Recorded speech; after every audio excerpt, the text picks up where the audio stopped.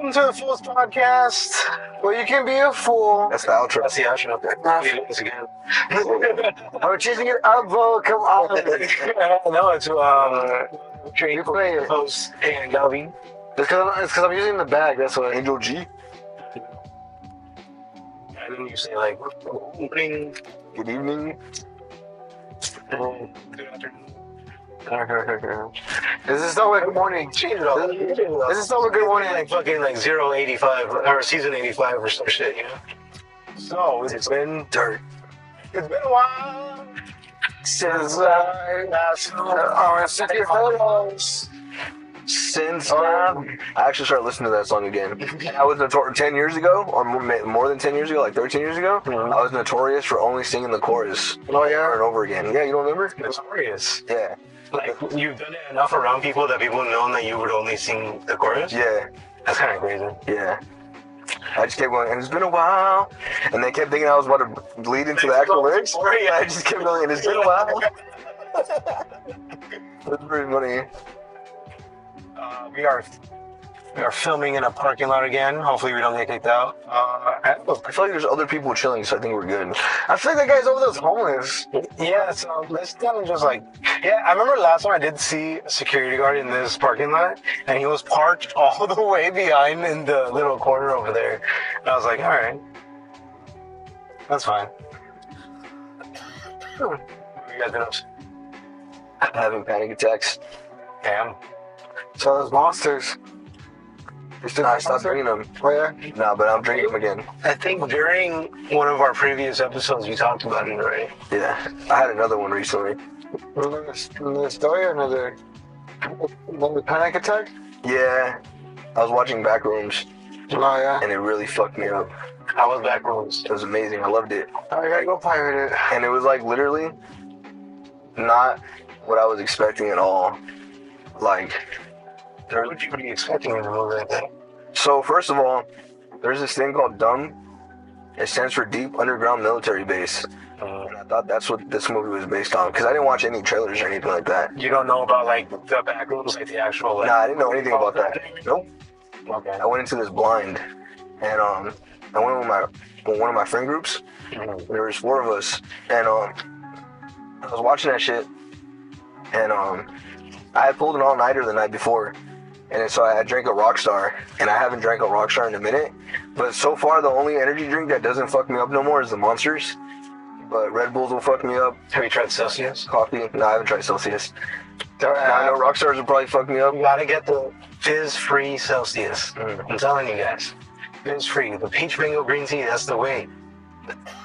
I think Not sponsored. I think it was definitely the all-nighter that fucked me up, because my showtime was at 11 a.m. and I just like was up all night, and I drank the purple Rockstar, and I went to this movie blind, and I'm just thinking like, oh, it's probably connected to DUM, but nah, it was different, and it was pretty cool. It had like it has like a 90s aesthetic. I think it takes place in like 92 or something. It was pretty cool. I like that. And then For the Backrooms, Now you watch Backrooms. can you give a non-spoiler like just rating? It's like a one-sentence thing. And I'll drop that right in front before we do the spoiler review. I think Backrooms, it's not really so much a thriller as it is a psychological war game on your mind. I would say that. It was like a psychological thriller in that sense, and it really tripped me out. It gave me a panic attack the first time I watched it. I had to go back and finish it, and it was a really good movie. And the fact that it did that to me, I've never ran out of a movie before. So the fact that this movie made me actually run out, because in my own head, actually, because the plot wasn't going where I thought it was going. But So this guy was M. Night Shyamalan better than M. Night Shyamalan. pretty much. And yeah, I'd probably give it a 9 out of 10. Being honest. Let's see if you feel that way after a while. Because I did watch it twice, and the second time I watched it, I was trying to fall asleep in the middle of it, because it is a slow movie. Huh? You said you were trying or trying not to? No, I was falling asleep. Oh, okay. And I didn't fall asleep though, like I stood up, but like Yeah. I could feel myself losing like consciousness. But it could also be that you already saw it like so recently that you that too, yeah. like I know. But it is that part I didn't see. it is a slow burn though, Mhm. and like I do like those kind of movies sometimes, so like it was cool. And yeah, and some people complain that movies nowadays are just like boom, boom, boom, get to where you need to go, da da da da. We don't really set up. the same thing 80 times. But there's some movies that like it's way too long for no We need to reason. go grab that diamond. That is You true. say we need to go grab that diamond? Yeah, I think we need to get that. Was that one movie with the Native American chicks and the white dudes marrying them? Fuck, what was it called? You can't just be talking like that, though. Yeah, it was a fucked up movie, but the whole movie was long and like unnecessary scenes were kept in there. Because I It was so long that it had to end with the recap. This was crazy. What movie was it? that's so weird. It had Leonardo DiCaprio in it. Oh, spoilers. And then the main character, he's kind of like I just never thought he was gonna be evil. That's a pretty big spoiler. I didn't think. Have you seen it? Nope. Oh, okay. Well, I like this I didn't want to see it. I was waiting for it to get on some type of streaming. streaming service, yeah. Yeah, so like the whole time I'll send you a link. when he's doing something, Like bootlegs. We got him. he's exploring. He owns a furniture store, and then he finds the entrance to the back rooms in his store. And he also lives there because his wife kicked him out of his own house, and he'll tell you that. And he has a therapist, and the therapist has her own books and like TV tapes or whatever's, and like her like therapist session TV tapes will play in the background of some of the scenes, right? And she's basically saying that like as humans, as people, we face interactions with things that we don't like, and we kind of just like push it to the side, and we form these habits that allow us to push those things to the side, right? But as we grow up, we find ourselves in a circle. Like we keep going back to that same habit. So no matter what we do, we're just repeating our same cycle. Yes, something worse than death. An endless fear loop. Yes. And that shit scared the fuck out of me. We've clowned on that idea for years, but now it's really starting to fuck with me because of that movie. And It's because you're stuck in samsara, my brother. huh? You're stuck in samsara. We've been orchestrated to be living the loop. Yeah. You saw that fucking video where the horse isn't moving in the moving horse contraption, and the other horses are. No. That's like a thing too. But yeah, so in the back rooms, the main protagonist guy, Captain Clark, he has like this worker that has a boyfriend, and he has like a camcorder from school, and he records the commercial for him. So then when he finds the back rooms, he gets them to come like help him explore it and videotape it. And like there's even this scene, because there is a monster down there, and there's this scene where like they tie a rope to the boyfriend, and then he goes down further down this slope to explore some of the more back rooms down beneath, and the monster's there, and they pull him back up, but then like the rope's still down there, and he's like, get this shit off me. He's like, what kind of knot did you tie, man? And I'm just thinking like Clark is kind of like a nerd, you know? Like Yeah. I was just like fully sold on the fact that this man is like he's like a meek dude in his 30s that like life just didn't go his way, you know? And like he's not a bad person. He's just trying to make the most of what he's been doing, like dealt with, you know?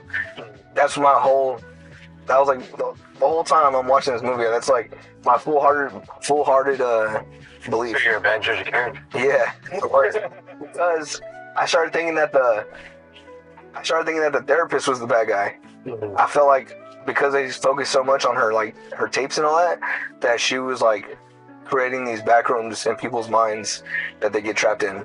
That's what I was thinking. Because then eventually she goes down to the backrooms, and then at this point you think that like Clark, you don't know what happened to Clark, but then he does pop out, but he's being really suspicious, and he's just like, shh, don't talk, don't be too loud, because it'll come for us. And I'm still like thinking like, oh, this guy's trying to like protect her. He gets to her, he's side by side with her, and he fucking chokes her out. And I was like, dude, what? And I'm thinking like, whoa, what's going on? And I'm thinking like, still like, she's probably creating this whole mess, and he had to like knock her out so she wouldn't have to like, so they could have like a breather from the back rooms or some shit, right? And then like, she starts hallucinating, and it's showing like her past trauma with her, like her psychotic mother and shit. And then like she keeps sinking through the floors, and and that made me like each level beneath the next floor was like more decrepit, and I felt like it was us, the movie dragging us down to hell, pretty much, right? And then huh? Yeah, it is a good movie. Sam Raimi. Also has a Buffalo Below. Oh yeah, I was about That's to. the Catacomb one, right? Yeah, I haven't seen that one yet, but Catacombs me did and scare me. Samson watched it. You gotta watch that one. So Like, oh, My faves. it gets to this point where she wakes up. yeah, She wakes up and she's sitting at this table. yeah, this one. She's sitting at a table, and like all these like weird people are there. And I'm in my head, I'm thinking like the Backrooms is like your dream world, because I always go back to the same locations in my dreams that I've actually like school and different houses I lived in. And I always go back to those same places, and they're not exactly the same as the real world. So every time I go back to them, they're really similar to how they are in my dreams. You feel me? And so these people have like deformities, and like they're like skinny legs, tall torso, and like multiple eyes and shit. And so I'm thinking like, yeah, this is like how you dream of people in your dreams sometimes, because like your brain's just like out of whack, you know? Mm-hmm. So I'm thinking that, and then he has her strapped to a chair, and he starts saying her videotape. You create habits, and you make circles, and you trap yourself in these circles in your mind. He starts saying that to her, and that shit tripped me the fuck out. And that's when like I was really starting to have a panic attack, because like I was like, this movie is telling me that I'm trapped in my mind right now, and I started freaking out. So I got up and I dipped, and I went to the restroom, and I went and like So you actually haven't finished the movie, or? I did. I ended up watching it like 3 weeks later, and I finished it. But so what happened was, I was having the panic attack. I went to the restroom. All the stalls were locked, and it was freaking me out. Oh, because the bathroom looks creepy too. Yeah, and even the movie theater floor. The movie theater floor was like all these like squares and shit, and like weird patterns, and it was freaking me out. And then the workers were all huddled up next to each other at the food counter, and like as I walk out the movie theater, they just look at me. They're probably all talking about you too. Yeah, they probably were. They were staring at me as I walked, because the restrooms are upstairs. So I had to walk across the whole hallway of the movie theater and go upstairs to the men's restroom. They're probably, look at this guy. He has to walk all the way across the hall. Yeah, exactly. I took a piss in the urinal. I started washing my hands, and I started losing the feeling in my hands. So then I had to like run out the restroom, and I ran outside, and then like I started just slightly calm down. And I was just like, I just had to calm myself down. And I wanted to go back in there, but I couldn't bring myself. I knew right when I would walk in, the floor would trip me out again. So I just stayed outside. And then my friends eventually came out. And I asked them, I was like, what happened? And they told me like, oh yeah, he starts going crazy and like ripping people's heads off and shit. Their scalps. I was like, just like, oh, I'm about to do. Yeah. And I was thinking like, what? Who? And they're like, Clark. And I was like, no, wait, Clark? Because in my head, I still thought he was the protagonist, bro. Like I still thought he could do no wrong. Me too. He literally killed somebody. Yeah, he did. And I didn't think about it like that. I thought he really...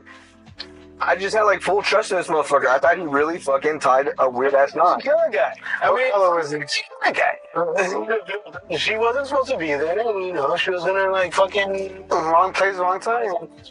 Yeah. So they told me what happened. I was like, wow, that was not what I thought was happening at all. And I feel like if I just wasn't thinking of what I was thinking, and if I knew that he was the bad guy, I wouldn't have tripped out so hard, because like it's not at all what I thought was happening. So then when I rewatched the movie, I was like, oh yeah, no, I didn't trip out at all. I was like, and I had sleep, and I was like, wow, crazy. But it was good. It was a good movie nonetheless. I really liked it, and I watched Obsession too, and I really liked Obsession. It was really entertaining. I liked Backrooms more. But I was telling Ivan too. I rewatched Nope. Oh, technically, and I feel like it doesn't hold up. It doesn't. I feel like it's well, first off, Angel's description of the movie just doesn't make sense. So you can't trust this guy. This is, Why is the monkey scene in there? What the hell is that? I'm just saying, why is the monkey in there anyway? Why is the monkey in there? It shows you that the guy doesn't understand fucking animals. The guy was traumatized at a young age that he just was like, well, maybe the predator likes me. Because the fucking monkey was gonna give him a fucking fist bump after he murdered everybody. No, yeah, But he thought he had his own like The same scene that he was criticizing right now. No, it's because it's just the monkey is like. This is a weird story plot line, I guess, for me. You know what's crazy? Before I saw the movie, Gallo explained that scene, the whole monkey scene to me, and like I had a vivid imagination of how it went down, and when I watched the movie, it was exactly how he described it to me. So it's predictable. No, it was like, It was like surreal, very surreal, Oh, yeah? and really cool. Yeah. Yeah, but then on the second rewatch, I don't know, like some jokes just like lay flat. Like they keep like going like the Oprah shot, and it's like you guys could have like went with anybody like actually does like a good shot, like a memorable shot, you know? Yeah, I don't even know what an Oprah shot is. Yeah, like what the fuck? Like that shit doesn't make sense. That's because Oprah's part of the bully. It should have said like a movie director, like James Yeah, Cameron or they something. sort of sound like a fucking like a.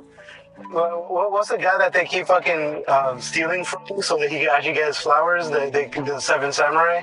Fucking Tarantino like steals all his movies. It's like Takahashi or some shit. Akira Kurosawa. They could have said him, gave him more of the spotlight, and especially since his shots were definitely the ones that are being stolen every single fucking day. It would make sense to be his. But I digress. The monster was whack too. The monster was low-key kind of whack, bro. Like on the rewatch, like the scene that they're trying to make it look sinister. The most disgusting. You couldn't make it look sinister. Yeah, that was It looked like a parachute thing. They should have never revealed it. That was the That's worst. what I was thinking too. I was like, they should have just like the only time they should have revealed it was that picture that she took. And like the quote unquote Oprah shot should have been the only time that they showed them. Yeah. I like the characters themselves, the people. Like I like Stevie. No, Young, no, I like when the brother and the sister. when I was watching it, I was thinking this would be a way better movie if it was just about the brother and the sister bringing back the ranch. No, you're retarded. Because those shit were so good. Disney movie? Like, what the fuck kind of... Because everything else was ass and whack. Because everything else No. Need a better monster. No. Yeah, No. I like the stakes. they needed a better storyline. OJ was one of the worst people, Doug. Like, Who's OJ? I don't the remember. main character, OJ. The main You character. don't like him? I thought he was cool. He Hollywood. literally every single scene that he's in is just him moving slow, With the- thinking slow, talking slow, And with the face. That's me. and then fucking like he literally like was talking to his fucking dad, Keith David. Like first 3 minutes of the movie. That's my He God. walks away. He starts seeing like everything falling from the sky though. And it takes him fucking like that entire scene. Like after everything has fallen down, it took him that long to turn around and look at his dad. And then after he looks at his fucking dad, he sees his dad walk away like fucking limp on the horse. The horse walks. This is like 5 minutes Uh-huh. of this happening. Those kids. He's like walking away, and then the fucking Keith David falls down, and he's like, Dad.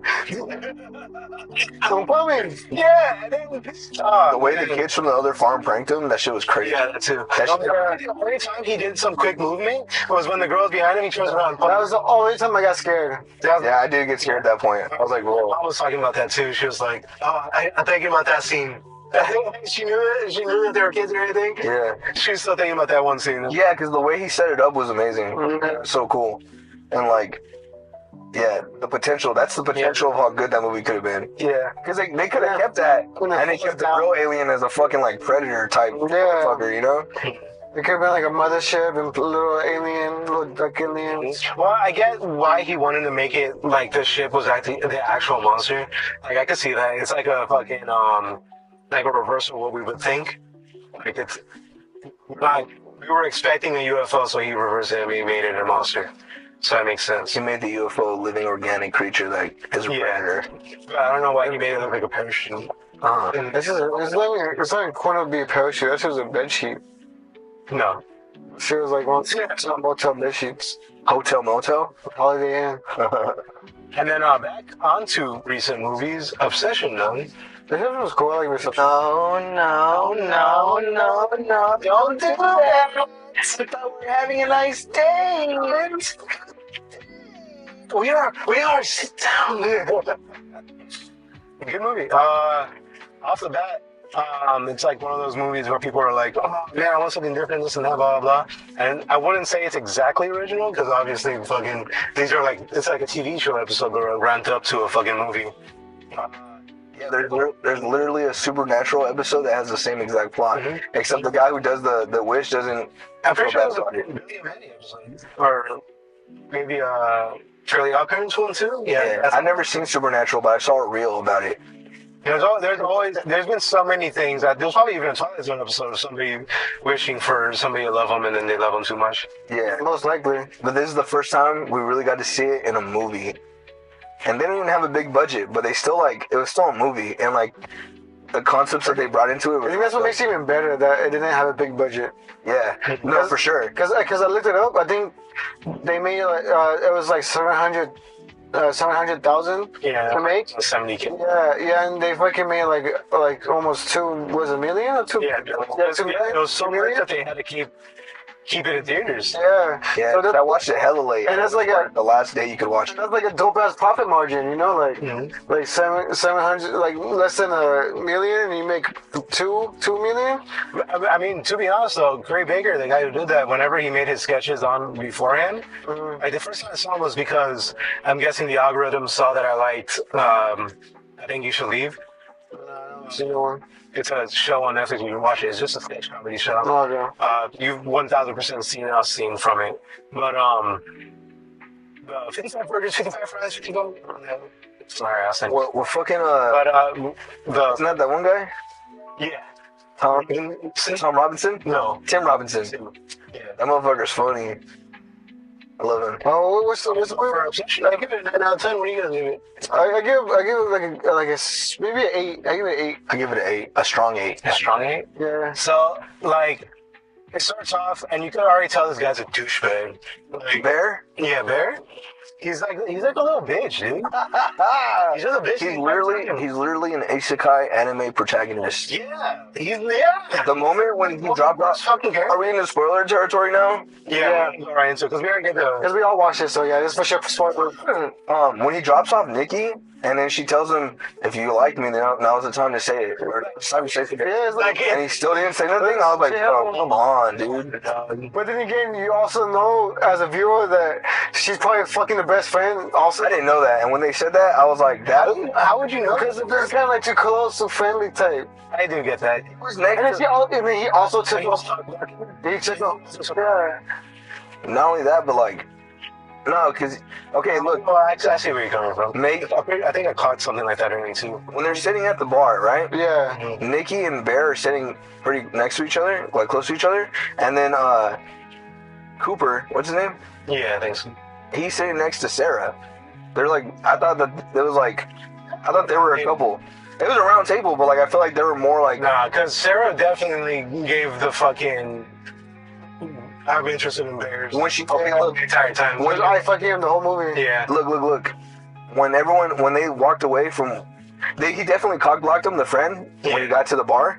Bro, you know he's trying to get with her. Why are you gonna enter this conversation? But then when him and Nikki walk away and Sarah's right there and she finds out about the cat, and she gave him a long ass hug, and I was like, oh, I think this girl likes him. Mhm. But then I didn't know her name, so later on when Bear's dropping off Nikki and Nikki said that Sarah likes him, I thought that was some other employee at their job. I didn't know it was that girl specifically, and so it kind of tripped me out. It threw me off for a little bit. And then when I found out it really was her, I was like, bro, he could have just been with her the whole time. Yeah. And I feel like Nikki. I feel like you would. I feel like you. Like you knew I that. feel like Nikki's cool, but Sarah's a little high-key bomber.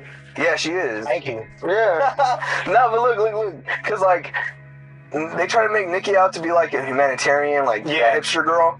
She stole $20 from her She friend. did. Me neither. She's a terrible friend, and she's a terrible person too. I'm not saying That's how I know she was fucking the friend. no, but when I say terrible person, I don't mean as terrible as Bear. Bear's psychotic, right? Oh, yeah. That's what. He's bad as just as a friend to have. Why would you be into this girl if she acts like that? Yeah. You know? True. And then the friend was terrible too because bro, if you know your homie likes this girl and you're just fucking her on the low, why are you fucking telling him oh yeah, call her Freaky Nikki? Yeah. She doesn't like you. She fucking hates. Yeah, bro. She's like, And that's when it turned into a whole movie. She was like, Yeah. She stopped. She was like, what did you call me? Yeah. I was like, bro, this yeah. I was like, oh, really it's happening. I was like, You know I don't fucking like that. Would you say that? the sound design really made those moments hit really hard. yeah. I was For me, personally, watching this movie, I was a little too close to the fucking screen, I guess. That shit was vibrating my seat, Yeah. dude. That, for me, it would be those, No, you got D-Box. it was shaking my D-box. Fucking, I'm like literally like it's a scene where like nothing's really happening and it has like that hum. Yeah. And I'm like, oh, what the fuck is going on? Roller coasters. Yeah, and then fucking I wonder how would that movie even be on that? Go find it. No, I wouldn't. I saw Dogma. Maybe the fucking car scene. I saw Dogma in 4D. That shit was crazy. I've never seen that. That one's pretty cool. I've never seen it before until I finally That's got Lost to see it. Media right there. I finally got to see it in theaters. Yeah. For the first, like, it was my first time watching it, and it was 4D, and it was tripping me I out. don't know why So, I could have sworn we watched it. I thought you'd seen it already. I know Angel had seen it already. Oh, Angel Sign. There's a scene where this guy gets stabbed in the back, and I felt the stab wound in my back from the chair. I was like, whoa. Someone stabbed you? One of the workers. I watched it in a pretty bad neighborhood. So, It could have been. so fucking yeah. Well, after the fucking bar scene, you go into the actual like horror movie of it when he makes the wish. The wish, yeah. And it's so funny because It's funny because people. what would have happened if he actually just gave her the fucking if he gave Wish her Willow? like how he wanted to? You should be fucking the French though? Okay. Yeah, I think she would have wished the for. way they presented it, I feel like she would have said, like, oh, that's a cute novelty thing, thanks. And she would have never opened it. She would just Oh, true. Mhm. And then later on, she would have threw it away, and then someone would have found it, and then that would have been another movie right there. Yeah. So what he wants to do, currently Greg Baker, the guy who directed it, was like, it's not supposed to be a monkey paw like type of situation. It's not supposed to be like you make a wish and then like it's gonna be the most. It's like a genie. No, like a genie. No, it's not. It's literally like the opposite of what I fucking explained, Angel. No. It's gonna be the worst thing. Why are you at Angel's Ever head? wish. It's just that he made a bad wish. That's the genie. The monkey's paw is what you did. The monkey's thinking about how to turn it on you. That second clerk guy, I want to know what he wished for, bro. Because he's good. He's chilling. It's like the other guy. If the other, if That motherfucker's stupid, bro. Why would you go to the house? if the friend, Yeah, if you had all that money. He got the lamest death. He just got one-shotted by Nikki, like crazy. well, he didn't know she was crazy. Yes, he did. Oh, actually, he did because he would have been like, "Oh, fool, the money's real. That means she's actually crazy too." Yeah, they're all dumb, fool. You would thought he would have had that fucking sense, but no, he did not. I can't really talk because I thought fucking Backrooms guy was a good person the whole time. So what I wanted Bear to do, literally like toward the start, also, bro had an actual line to real Nikki. He was able to call customer service and he would have put Nikki on the phone. She was screaming, dog. Yeah, but still. That's my favorite. That's my favorite part. That shit tripped me out. Yeah. I thought it was really funny. Curry Baker, he's like, Yeah. hello, Yeah. you want to revert your wish? I just want to like make it better, like not so fucked up. No, we can't do that. Well, then how do I reverse it? You can't do that either. You made it seem like I could. Well, I mean, You want to talk to Nikki? There's it right there. that was actually pretty dope. Yeah. I really liked that her version was somewhere. Oh my Her god. subconscious. Yeah. Like get out. We'll get to that later. no, I feel like what he could have done was he literally got the one wish fucking Willow. He could have literally just wrote a fucking suicide note, committed the suicide, and then had her fucking reverse everything. Like basically saying like, I wish Bear never made that. That's some Death Note shit right there. That's what I was about to say right now. Yeah. Like, yeah, she would have did, and she would We're have. thinking. Nah, he already fucked her a couple times, bro. That was hard to watch. Like, No, but if he did that, then they would. you really think Normal. she would have been back to normal, and the first thing she's gonna do is bring back this guy that fucking raped her for so many months or a week? Yeah, maybe he didn't fucking actually rape her, yeah. But I mean, even like day one, he knew that there was something up with her, and he was still down. He still had that fucking montage. How'd you guys feel when Day one where she brought in a dead cat. Oh, it was what, day 2 when he ate the dead cat? bro? No, that was after the. I really like that fucking scene. I really like that scene where he's eating the sandwich. Where did she have the fucking? Because then he would have opened it, would have smelled rancid. She just kept finding, Just that fucking. she just kept finding that cat. First she made the tribute, then she made it into a sandwich. Like, Because she's the one like cleaned up the tribute. There is that theory. Did you guys hear about it? Where there was the cat's soul that got put into her. yeah, Imagine. I don't really care about that one. Yeah. It just doesn't make sense because the wish, Yes, like, that Sean. that's why the wish was so like crazy, because he took away her free will. He didn't say nothing about like put my cat's soul into Nikki so she loves me. Like, Yeah. that would make more sense. It's just it's kind of like, it's a cheeky theory, but it's not a good one. You feel me? Yeah, I don't like it either. Yeah. It's not even cheeky, it's dumb. Why would you paint yourself to somebody? Yeah, it's like what you did to me. You keep discrediting them. You I was supposed to know who your owner was. Because that was like the first thing that she said basically. It was like, my cat.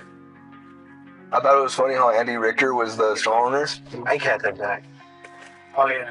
And then I also thought it was weird how like all these employees are like working at this shop. Yeah, and it's like, how is this business not? She goes next to bears Yeah. hanging out. Like, how is this business still afloat with all these fucking employees? So many employees on the same shift, just wasting labor all day, bro. All day. Like, Mystic Force, I could believe. They worked in a record store. And, like, I don't know. It's a different country. It's New Zealand. They're chilling. And they're fighting crime. But fucking Obsession, like, don't get me wrong. I fuck with it. I fuck with the work vibes. Yeah. But, like, it just didn't. It threw me off. Because there's, like, no customers. Yeah. No, yeah. They were Yeah. literally like just fucking like being cutesy all day too. Yeah. It literally felt like the main characters were the only characters in the whole movie. Yeah. Mhm. Everything else was just background. Yeah. Like, you know those animes that have like the Dura like that? They have the background. Okay, like silhouettes, silhouettes and shit. Yeah. They have no face or enough characters to do that. It's cool like that. Yeah, I fuck with it. Yeah. Really put a focus on the main character. Yeah, but with this one was like, The world didn't seem too big. It didn't, but Yeah. I guess it didn't need to be. Yeah, because it But was. at least we had those 2 interactions with three interactions with the Wish Willow people. Yeah, and the group dinner. Mhm. The other random 2 people. I really liked. that shit was so funny. Because it was after that dinner where he was fucking piping her. Yeah. That's like, are you serious? That's how I know he was a sick man. Oh my god. He was a sick man. He was like, did you lie about your dad, bro? And like the dog, you're still gonna take her home and fucking. That's not even the first thing. He's like, bro, it feels like you're taking advantage of her. Yeah, he's like, I don't be a dick, but I think you're taking advantage of her. He's like, no, bro, she's okay. She don't fuck me no more, bro. But I can't tell you that. No, he's like, yeah, you know what I'm saying? Yeah. yeah, she's like, stop taking back no more, bro. What's up? What's up with that? I know you like And then him immediately kicking her out of the friend group. him, the friend. Yeah, the friend. Like he's the one that fucking was like, yeah, you can come, but don't bring Nikki. Yeah, she ain't fucking me no more. Yeah, so Bro. you can't bring her. I really like the part where he's leaving for work. And she's like, bye, have a good one. And then duct tape all over the door. And then, like, he literally tries to, like, act like it's not there. Yeah, I like that too. Because he's like still like, I'm still gonna leave. Yeah. It's just like, oh, if you can't leave me, you might as well just stay home. He's like, yeah, I got it. You hear him struggling with the tape? It was like, And sticking?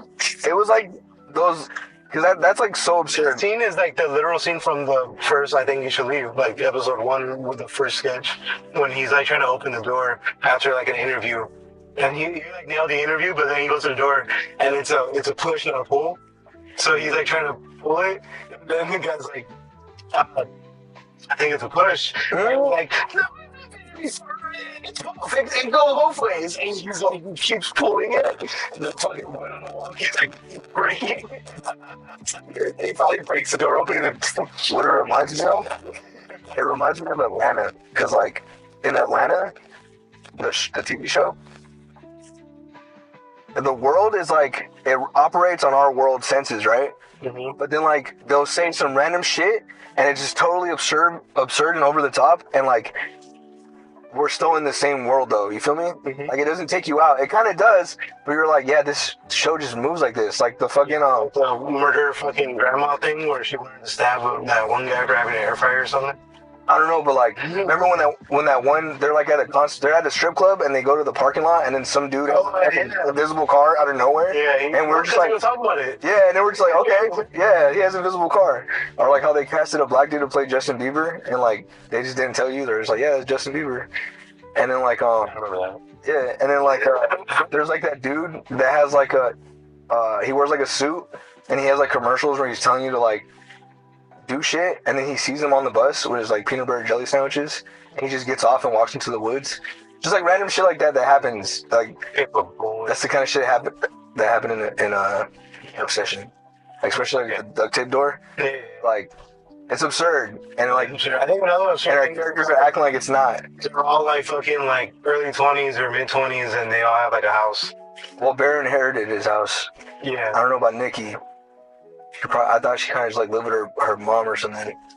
But yeah, I was wondering that, like, how does this bear dude have a house to himself? Because he still have to pay property taxes and stuff. And then there's like, oh yeah, it's my grandma's.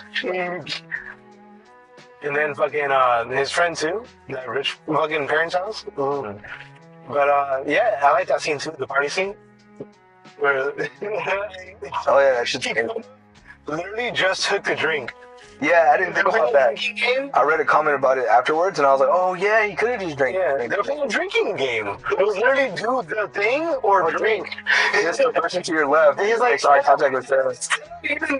That was toxic. The other idea. He's like, That was toxic. I'm gonna have to kiss this. We could have had Sarah the whole time with no wish. And this motherfucker tries to make Nikki jealous. Like, bro. Another thing that pissed me off. Not real Nikki, like fucking crazy Nikki. He could have. That scene, that face that she made where she's like doing that funny face. Yeah, I love it. I would do that to Wendy, to my wife. Uh-huh. And I would do that, and then fucking out of nowhere, I do it, and she's like calling it the like obsession thing, and I'm like, what? No, I did it before. So I'm just saying. Oh, you're saying you've been doing it? I've been doing it. Been toxic? So now she thinks that You're doing it that I'm doing it because of the movie, but it's because I just do it because it's a funny face to make when you're upset, to be upset. But it's It's not funny to me, though. I'm excited. Bro, that's the face I'm talking about.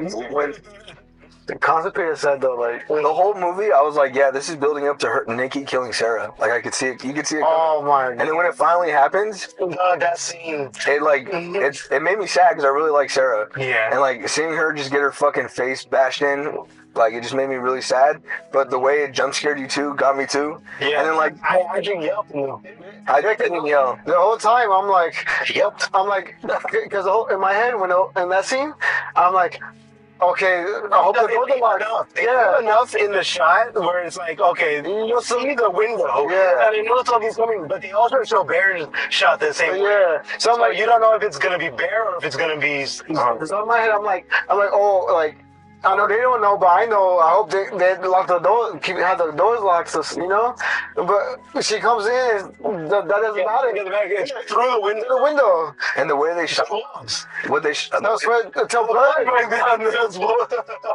the way they shot that is they put a helmet and they like glued a wig to it and they put it on Nikki's head. She just fucking headbutted that shit.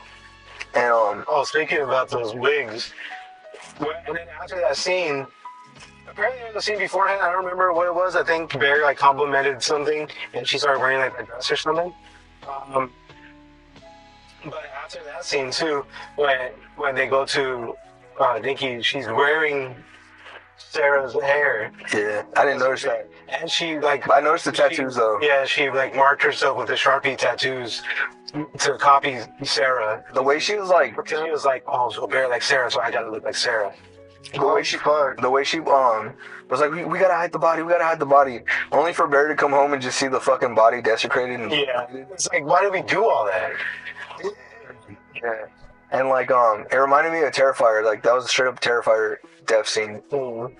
Because Michael likes to decorate his kills too from Halloween, but like, yeah, and that's definitely how Art the Clown does it, like gruesome and shit. And yeah, even though I saw the Sarah death coming, like it was still like jarring when I saw it. And That's really gruesome too. I watched that movie by myself in the theaters.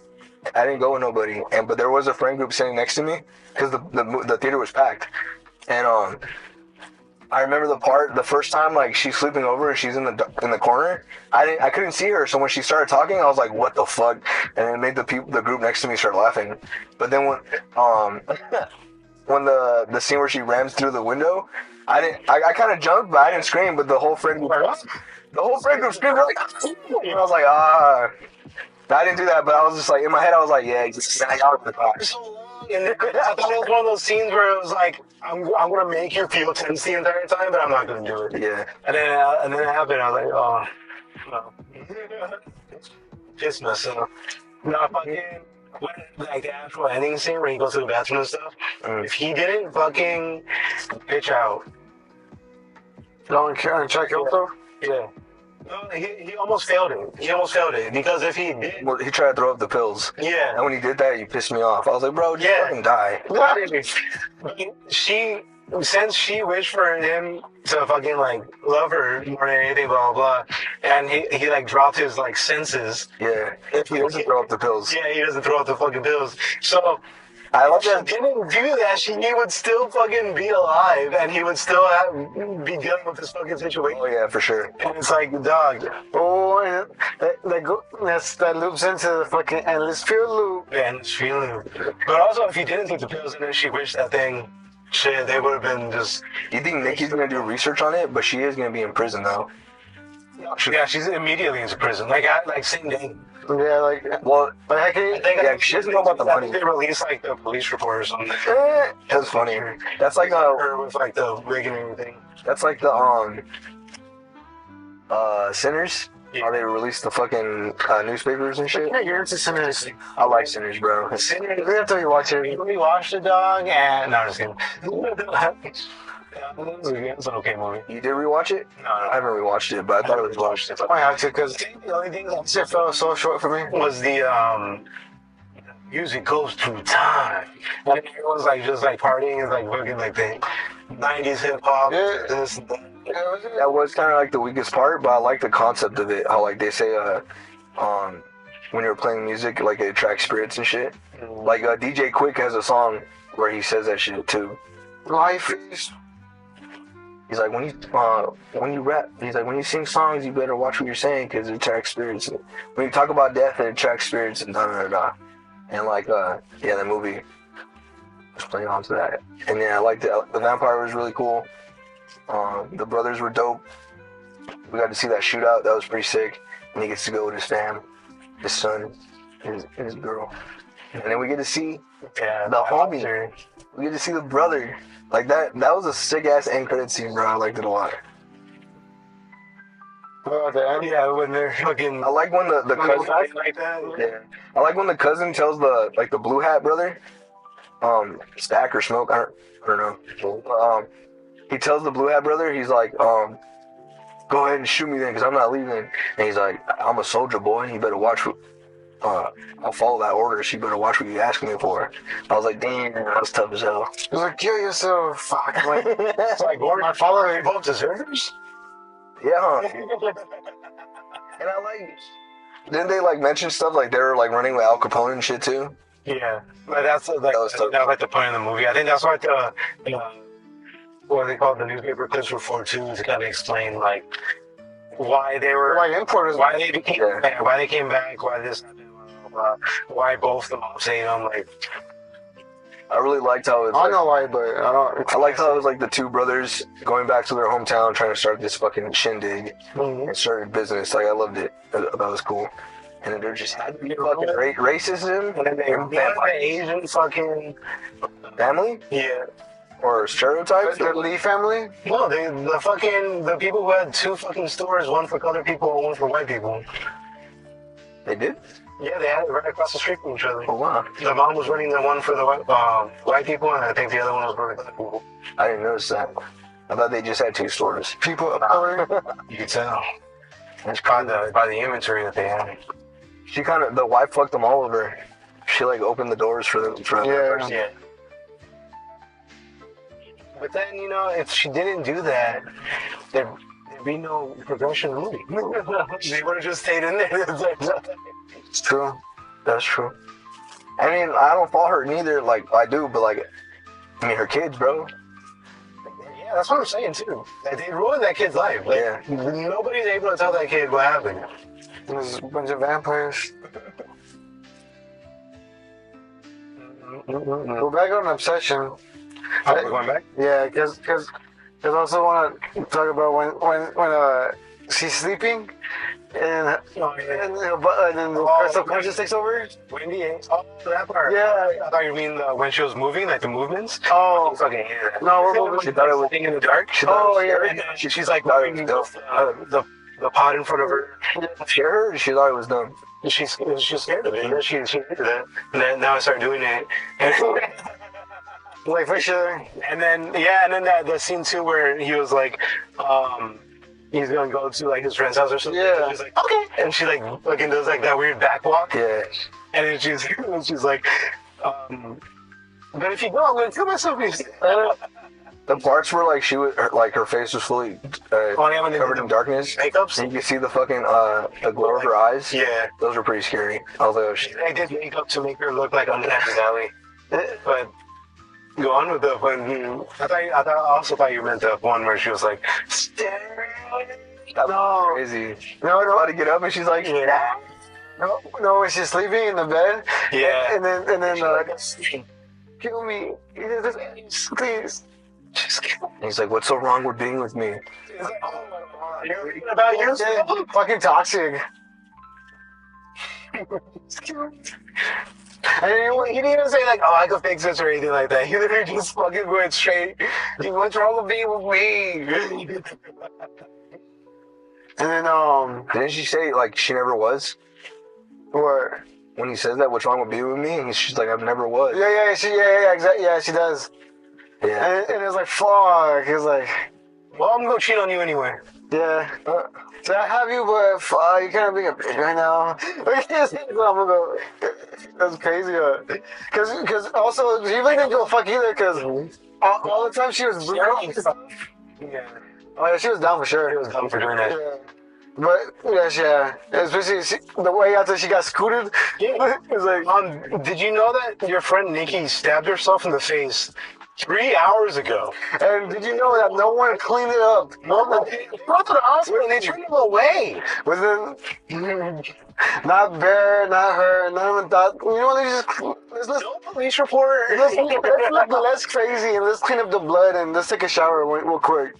Nah, it's just. Any fucking like actual health practitioners in the fucking chat, can you fucking put down in the comments what happens if a girl comes to you with her boyfriend saying that she stabbed herself in the fucking face with a fucking glass and she's dancing around?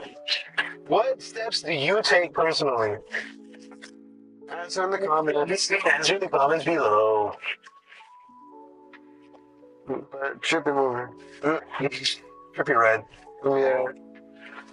What else came out? You saw He-Man. I saw He-Man. I liked it. What do you guys want to talk about? I have this idea for a Ren Fair thing, but I want to get hella into it. So, essentially, fucking Universal Studios Hollywood, how they have the City Walk and then they have the actual fucking like amusement park, blah blah blah. What if we did that Ren Fair style, like fucking? Oh shit, what's that thing called? Medieval times, fucking Universal Studios. But the thing about it is, it's an act like, even though it's a business and everything, we live there. We have our fucking own like little co-op. We have fucking our chickens. We have our farms. We have our fucking horses. We have everything there. We're planning shit. We plan everything out so that it becomes like, like those fucking like big gardens and stuff that are like fucking like a tulip field every fucking summer or something. Like it's a big fucking field. Go through the tulips. Like that. Like with like edible crops and like other things. What the hell? So like we get all our fucking tourists and visitors like come by, they can look at all the spectacle. There's this fucking tree, I think it's planted in New York, and it's grafted with like a bunch of different fruits. So it's one singular tree that has a bunch of fucking fruits growing from it. And if we could like just like recreate stuff like that, fucking Like pumpkin patches in October. Mm-hmm. Like it's True. like if it were to like if you wanted to try to grow the biggest pumpkin type of stuff, Like around town, like there's like these empty lots. But in October, they become pumpkin patches, and in December they become Christmas tree lots. Like it'll incentivize like Growth. Yeah, because it's like, well, how about we do something that's like visually just like. It turns out the government. We could do more. Yeah. It turns out the government is making all our fruits and vegetables seedless, so that we can't seed or plant our own And vegetables. that's another thing that I want this Red Fair thing to focus on is we become more independent in our thinking. It's more of a like learning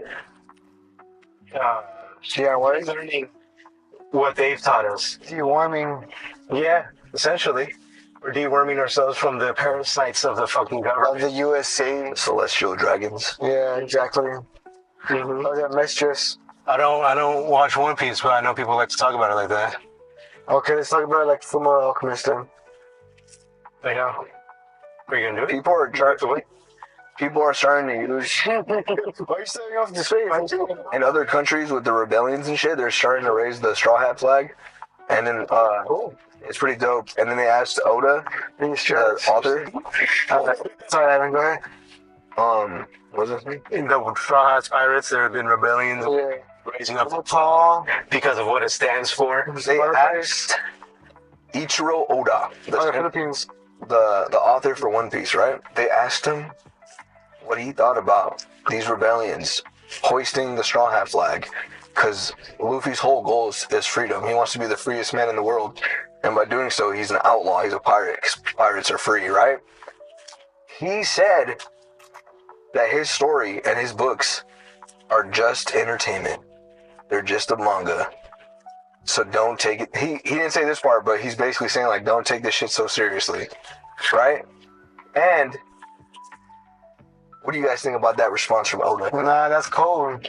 That's code, right? That's what I was gonna say. Everyone knows you can't say that shit. You can't say that shit out loud, man. They're trying to get Oda killed, bro. He told you about that. Look, He's not closer. He just writes a manga. Yeah, it's just for Look. kids, bro. What are you guys insinuating right now? It's Look. for kids. there's known unknowns and there's unknown knowns and there's known knowns and there's unknown unknowns. It really goes with the interpretation of what life gives you. Like, you can interpret that every day in school when you guys were learning about what history that they were teaching you, that that was like, you know, completely true, and blah, blah, blah. Like, oh, I guess, History is written by the victors yeah, I guess you're reading the history and you're like, wow, all the story. all the time, yeah. It's his story. Good guys always win. Norm Macdonald. It's not great. Yeah, I was taking a look at the history books and I just realized like the good guys win all the time.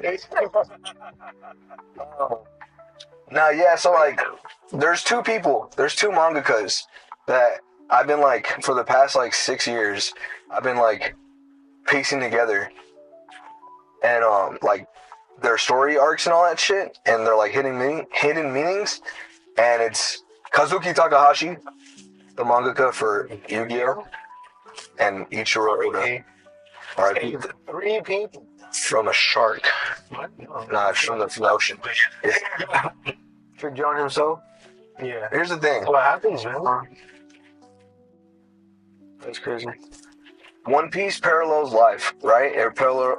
It's a direct parallel to our world with all the piracy, the celestial dragons and all that, right? I've talked about it before on the podcast. And same thing with Kazuki Takahashi. Like, he has all this symbolism in his artwork and his stories, right?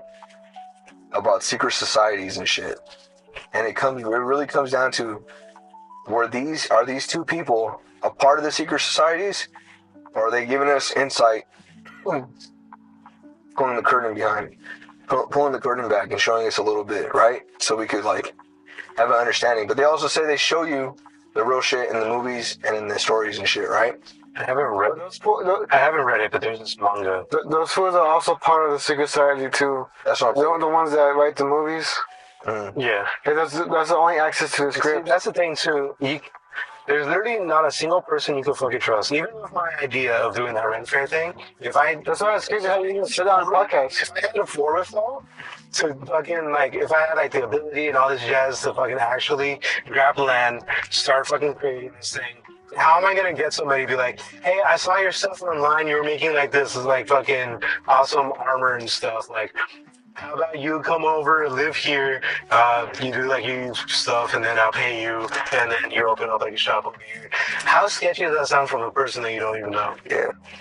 It sounds like what was that one? That one And then I start collecting like a bunch of them. Like I get that guy, and there's like a person that like has like a bunch of farm stuff. So like Firefest. Sure to do it, you know. Yeah, Firefest. Yeah. Like I have nothing here, but if I grab all of you guys and we all start building something, and it's like, what do you got? You know, some people do that. I've seen like some people try to build communes, and they'll say that like, oh yeah, I don't have anything yet, but let's just do it. Let's just do it. And we've been in the field with buses. And we've already all been indoctrinated into believing that communes are bad. Communism? Just communes. No, communes. Like just like being able to grow stuff and blah blah. Yeah, cult's not that bad. Like we've already like been At least mine is. believing like, oh, you guys like grow in shit and blah blah blah. And it's like, Yeah, we grow shit. where do you think trees and shit come from?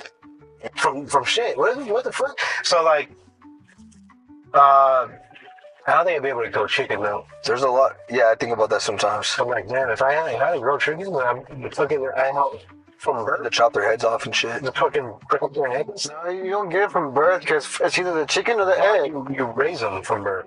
No, what comes first, the chicken or the egg? Controlled opposition, The chicken bro. comes first, and then the egg. Is Ichiro Oda controlled I opposition? already told you what I believed about the chicken and egg situation, and there was evolution that happened within the egg.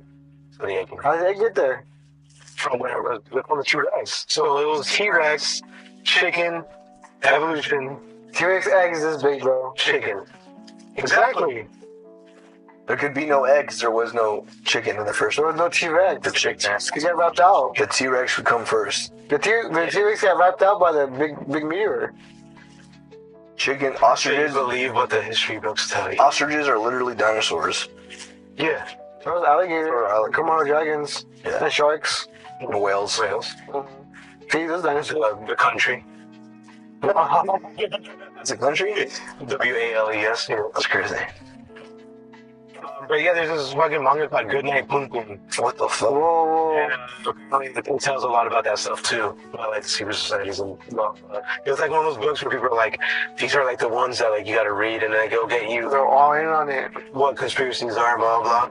And I mean that is true. Like what was it that fucking was it Steven Spielberg or whatever? That like totally filmed the moon landing, and then No, that was Stanley Kubrick. Stanley Kubrick, and then he filmed Shining. no Eyes Wide Shut, Oh yeah, he did that too. and then And they during altered. that- They altered the ending. yeah, and then And they killed him right afterwards. So the thing about there is controlled opposition in this world, right? King too. There's people that we think are fighting for our cause, and we believe them wholeheartedly, right?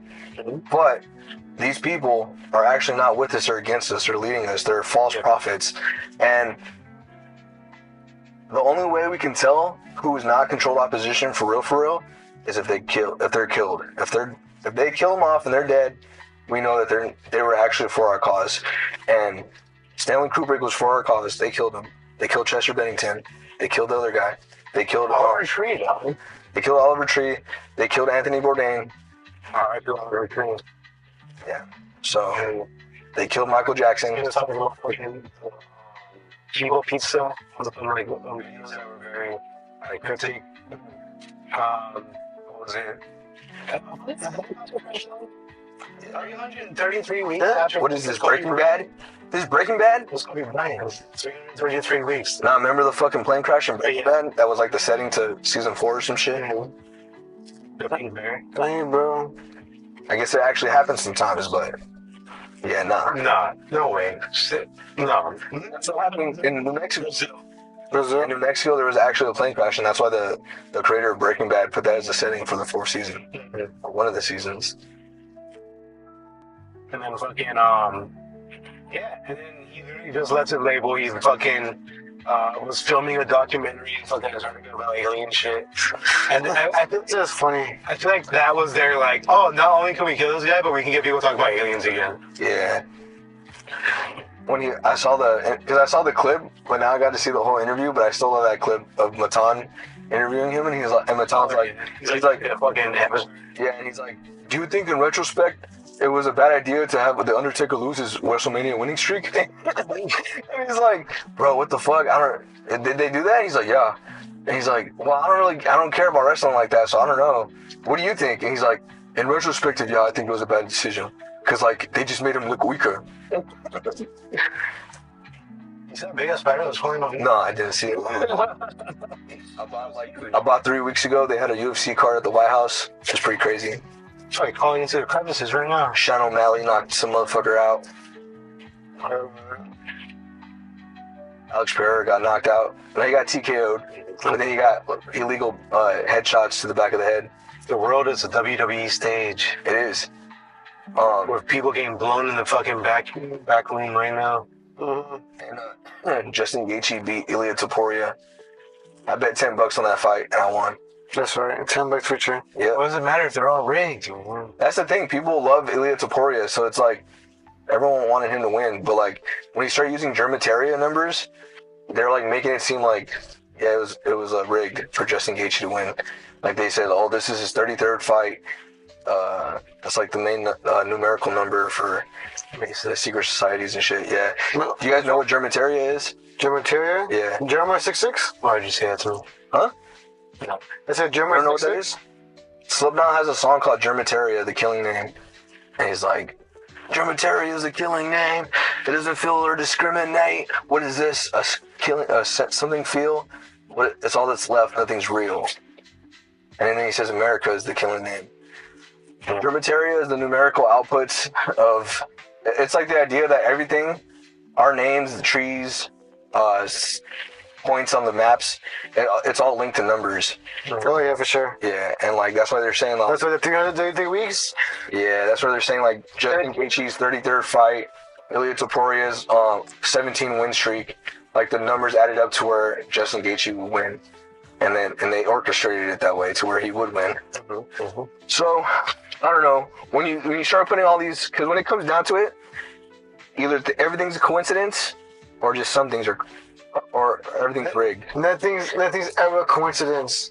So how would you guys handle it? Because I would say we could only do what we can do, and Entertainment. to learn independence. Learn independence, yeah. No, guys, Even then, that's the Matrix. In the Matrix, you try to leave the Matrix so you can go to Zion. yeah, Zion. I was just talking about this with Zionist. with Darius and this other dude named Cameron Yeah. at Circle K. I'm also just saying, remember when all those fucking, like it was like every New Year's or some shit that fucking like a bunch of the elites like go into like a super yacht party. Oh yeah, some of them died. They're all in one location. Was it the white parties? One location or one place in town. I don't mean anything by that, but I'm just saying. Okay. So then, Just entertainment. I have all these like things saved. I have like a little folder for that Ren Fair thing.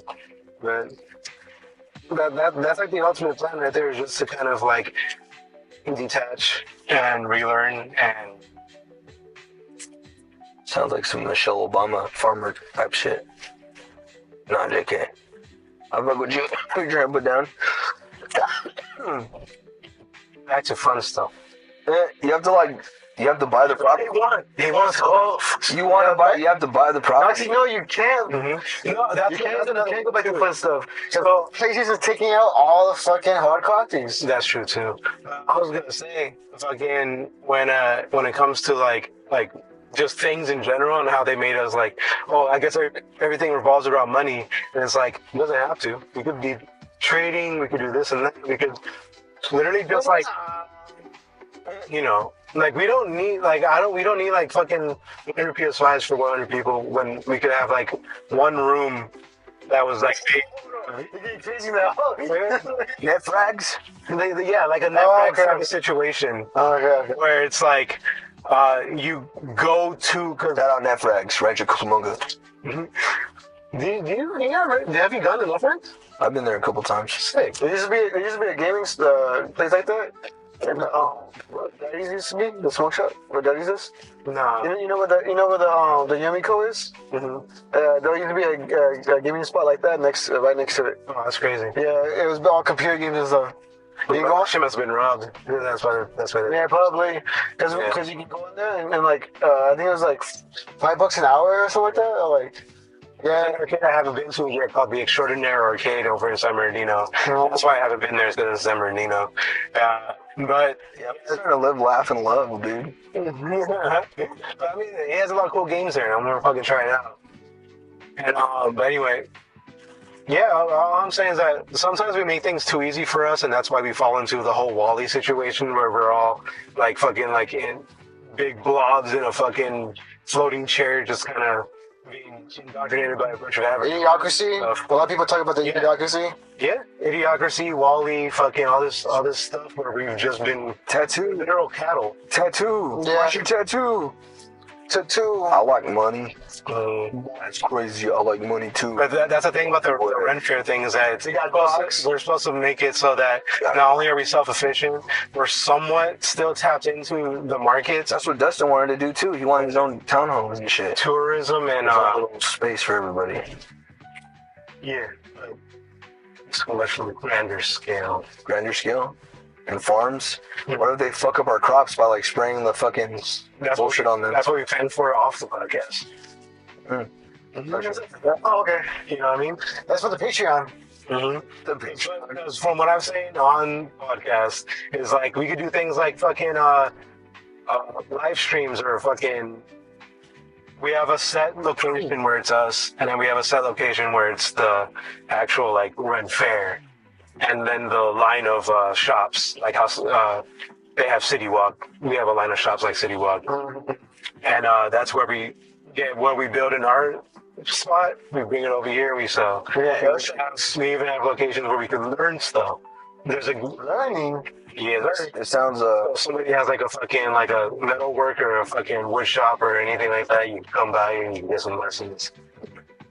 And to join, you only have I to want pay one. to learn how. I really want to like. I want to take classes like that, but I don't know where to take them. Like I want to take. Yeah. I want to take like a painting class.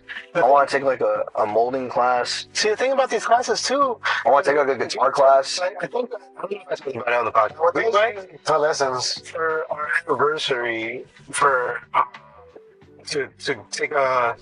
I think we're making a matcha bowl and a whisk holding set kind of situation, and we went to this place in fucking Riverside, and she was like rushing us. She was like, okay, so these pieces can only be here this long, this and blah blah blah. We can only work with this long. So she was like doing all this stuff. And I thought, in my mind, as if I go to some place like Purple Easel to like do a painting, I'm doing my painting my way. Like I get the gist of what you're saying, Oh yeah, they but I'm gonna like. sure, yeah. Yeah, but I want to like put like my own little mistakes and stuff in here. So fucking, they didn't give me any of that opportunity.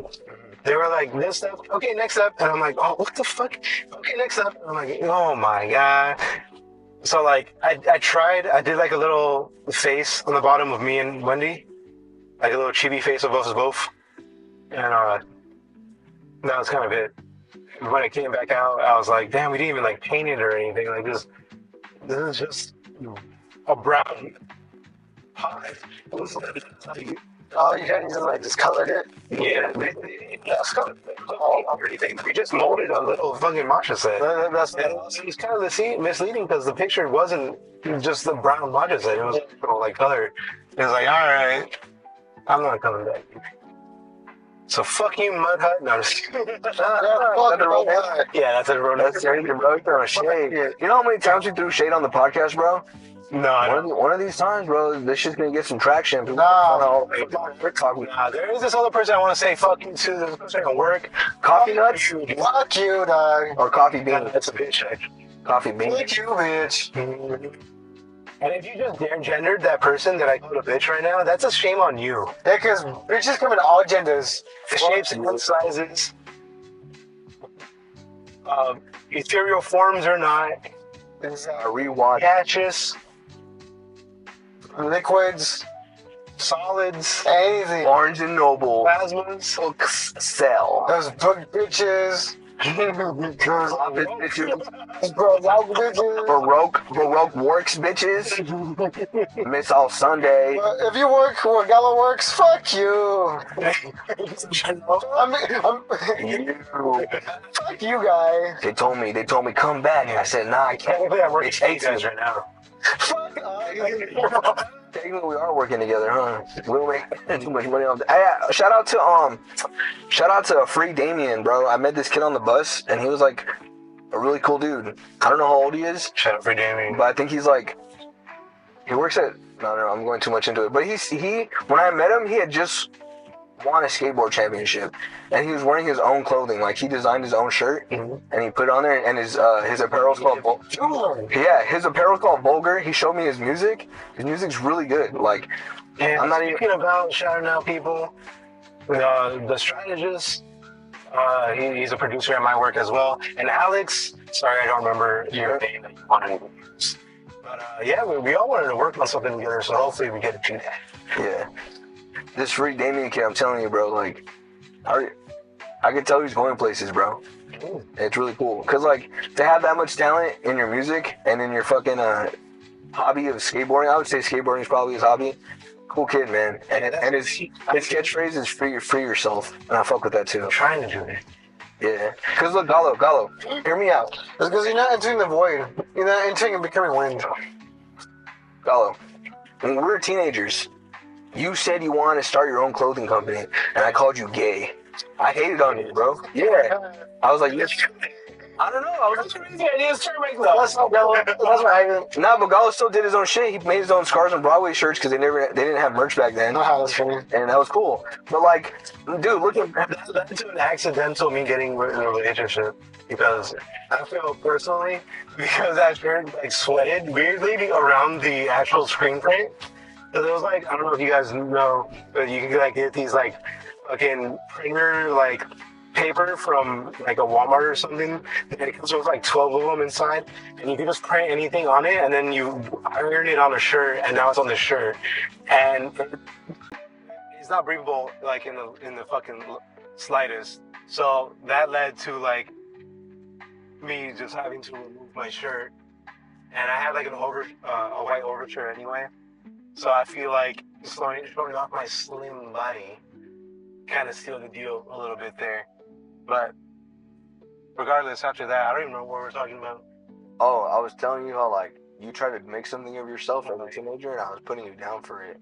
Yeah, he called you gay. I called you gay. Angel called you gay too. And like, bro, you were so ahead of the curve. Like you were literally ahead of us. Because look how other people in the city of Fontana started to own clothing lines, and they were popping off for a little bit. But yeah, like Yeah, I think people like, Popping off is people strong. they were popping off for a little bit, bro. But now with Instagram, because it was before social media was like we had it, but it wasn't like as big as it is now. We just had MySpace and Facebook, and like there wasn't Facebook Marketplace back then. And now we have Instagram where everyone can just make a second profile and put 909 steals or 909 this, you know what I'm saying? And like, oh look, I have a fucking pastry business, but it's really just me baking out of my house. You know? Imagine we actually had like a band thing, like a band fucking profile. We actually started uploading fucking like Instagram stuff of us just hanging out. Yeah, and just like we don't even actually make music. Like we make little clips of music that we did, but we don't actually make the whole song. Actually, remember we toured like the beach and stuff? I had like a camcorder, and I tried to record one of the songs that were. It was most likely the fucking skating to a friend's house. It was most likely After school. to get fucked up like a fool. But like, I feel. No, not that I feel. 'Cause I remember I was using Hector's computer to try to like edit it. And it sounded like complete and utter fucking garbage, bro. Really? Like it was incomprehensible. the footage that we got. It was it's like, oh, what the fuck is this? So even if we did try to do that, I don't know, unless we had like a good phone or something. Man, that's why earlier today you asked us, what would you guys think if I started doing makeup? I'd be like, bro, more power to you. I ain't even hating no more. Yeah, I specifically said that because I wanted to point out that fucking Kankuro from Naruto had no business putting on that makeup because he had literally nobody there to like actually show him what that makeup was or anything like that. Like he just didn't like off the dome. Dog. He's a trend starter. He was the middle child, bro. What do you expect? Where do you even get that purple paint from? You know. Yeah, you know. That's Berries and shit. Bro, I used to watch Kankuro versus Shino, Master of Puppets AMV, bro. That was my shit. Oh yeah, talk about it, Ivan. Speak your shit. Hell yeah, dog. Talk your shit. If we make music, I'm doing AMVs. Naruto versus Sasuke, That's one thing the new anime community is missing is AMVs. No, they brought it back because now it's like way easier to make them, and everyone makes them now. It's not the same though. It's not the same, but It's not the same edits. It's not the same angles, and it's not the same. There's drops. There's different drops edits in now. Yeah, there's B drops. Too. No, but it's not the same. Well, like, there's a sick ass. Are you speaking out your ass right now? Or I think he is because there's a sick ass Dragon Ball Z one with Limp Bizkit, bro, rolling. That shit's so fucking sick. Like when he says Mac Daddies, and it shows Krillin dressed in a white suit with that. All my players, and it shows Piccolo. Yeah, bro, I love that shit. Fuck it. Somebody say meatloaf. Smosh reference. I like. They're called edits now, and I like them. I like the wrestling edits too. They're really sick. I don't remember who it was. Was it? I don't know if it was Linkin Park. I think it was Linkin Park. But they played one of the AMVs at one of their shows behind them. No, that was pretty dope. Like fucking Rock Lee versus Gara or something. Oh, I used to watch Rock Lee versus Gara. Linkin Park. Nobody's listening. AMV. Nobody's listening. And then, or was it Rock Lee versus Gara, or was it Rock Lee and Gara versus Kimimaru? I think it was that one. And it was with Nobody's Listening. That shit was so sick, bro. There was it was Halo. I walked this lonely road, and it was just a guy walking slow as a not Master Chief, but as a Spartan. Just, and every time they would talk, they would do that whole the head thing. Moving the helmet up. And that still had more emotion than the Halo TV show. Yeah. This bitch was like, we had Master Chief remove his helmet to show himself because it's so hard to show personality through a helmet. Mando. You dumbass. Ew. Bro. Fucking Grogu. I watched that movie. It was pretty cool. Yeah, I like that movie too. We watched that right after Obsession. Because which you one? know how they had that deal. Oh, like the double movies? I think so. Yeah. So we were literally walking away and we're like, let's have a little palate cleanser after a fucking horror movie. So we saw the Mandalorian Grogu. It was a good movie. I feel like they had a lot of practical effects in that one. They had a good amount of practical effects. There was one I was watching it, and then the fucking they had the ship was landing. Yep. I'm like, is that a fucking toy? Yeah. So I was like, that's fucking sick as hell. I was like, that's sick as fuck. Did y'all see Dave Filoni? Dave Filoni? Cowboy hat? Oh yeah. Yeah. in the back of Yeah. And then he came to save him. Yeah. Even the creatures were kind of like stop motion. Yeah. And then That was pretty sick. Yeah, they had Grogu moving all funny because he's a little puppy. Yeah, like when he was banging on the helmet. Yeah, like so we still do that, me and Wendy. Just tapping each other really fast. I really like the bounty hunter with the hat and the dog. He's from the Clone Wars cartoon. Yeah. When he popped up, I was like, no way. From the Dooku mercenary thing. Yeah, he is. And I was like, no way, this guy. They killed his brother. In that episode, he had a brother. Damn, I don't remember. You know what? Yeah, he had a hat or something. He had a brother, the guy that was hunting him with the dog. Mandalorian? Yeah, he had a brother in the Clone Wars and Dooku they were doing, I think Cad Bane killed him. Oh, is that when Cad Bane gets his new hat? Mm-hmm. Okay. Fucking cat. I'd never seen the Mandalorian show, so I was going into this kind of. I only seen the first season. Oh yeah, that's what they said too about the movie, that it's out of. Yeah, like standalone, no? Yeah, it's like a standalone thing, so you could go into it without watching anything, and you could watch it without getting anything about the next season. Yeah, and I like Jabba's son. What does it say? Watching it, I was like, Jabba? I was like, Jabba's pretty cool. I was like, this is literally the plot to the Clone Wars movie that came before the show. They made a movie first where Anakin meets Ahsoka and shit, and they have to rescue the little little hut, and it turns out that's the same. It's Jabba's son still. They rescued him as a baby, and now the Mandalorian has to rescue him as an adult. It's pretty funny. I thought that was pretty cool. One of those monsters, because all the monsters were from the chess game from the New Hope. Yep. And one of them, the one with the fucking tank top, just gave me weird vibes, bro. He scared me. He scared me. He gave me I hated the Cyclops guy. Yeah. With the fucking the. I was kind of mad that they would kill them, but they would still get up like nothing happened. But I just saw this motherfucker get his head split open, and then he's back up. Yeah. Yeah, that was kind of iffy too. When I was watching the scene, I was like, you guys can't make the Mandalorian seem overpowered, and then at the same time have him getting his ass kicked. Yeah. It's kind of like a little. I wouldn't say trippy, but like fucking, it like defeats the purpose sometimes. I really like when It happens in anime all the time. I like reactionary comedy, and people like looking at things and reacting to it. So and it was cool because Zeb was there too, and I like Zeb. He was like, he's from Rebels and he's pretty dope. But when they have like the fucking Empire guy in a little speeder, and they're getting chased by the stormtroopers, and Mando tells Grogu to fucking fire a missile or some shit, or like starting the engine off and fires a missile, and then the fucking Empire guy just looks at Mando like, bro, what the fuck? Who was on that ship? Like, that shit was funny as fuck to me. Yeah, and then he's like, there's a reason that there's a safety cover on it. Don't touch that. And he goes to the other one with the safety cover.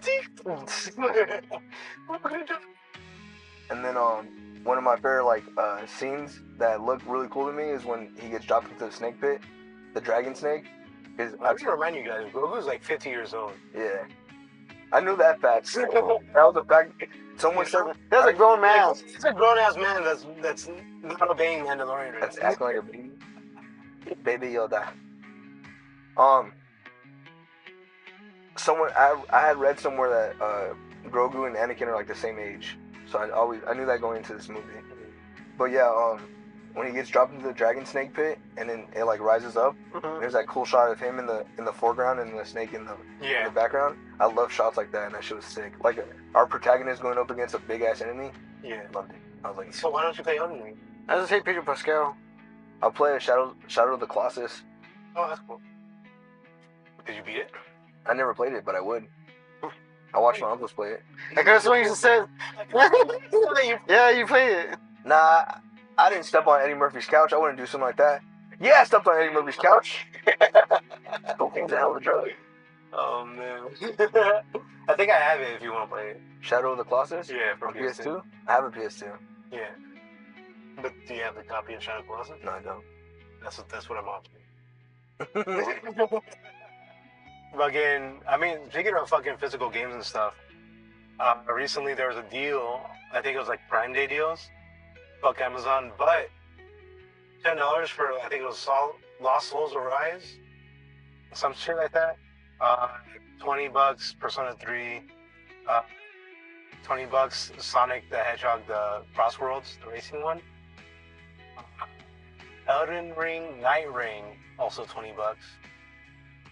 I feel like we got good deals on all of those. You bought all of those? Yeah, I bought them all. That's crazy.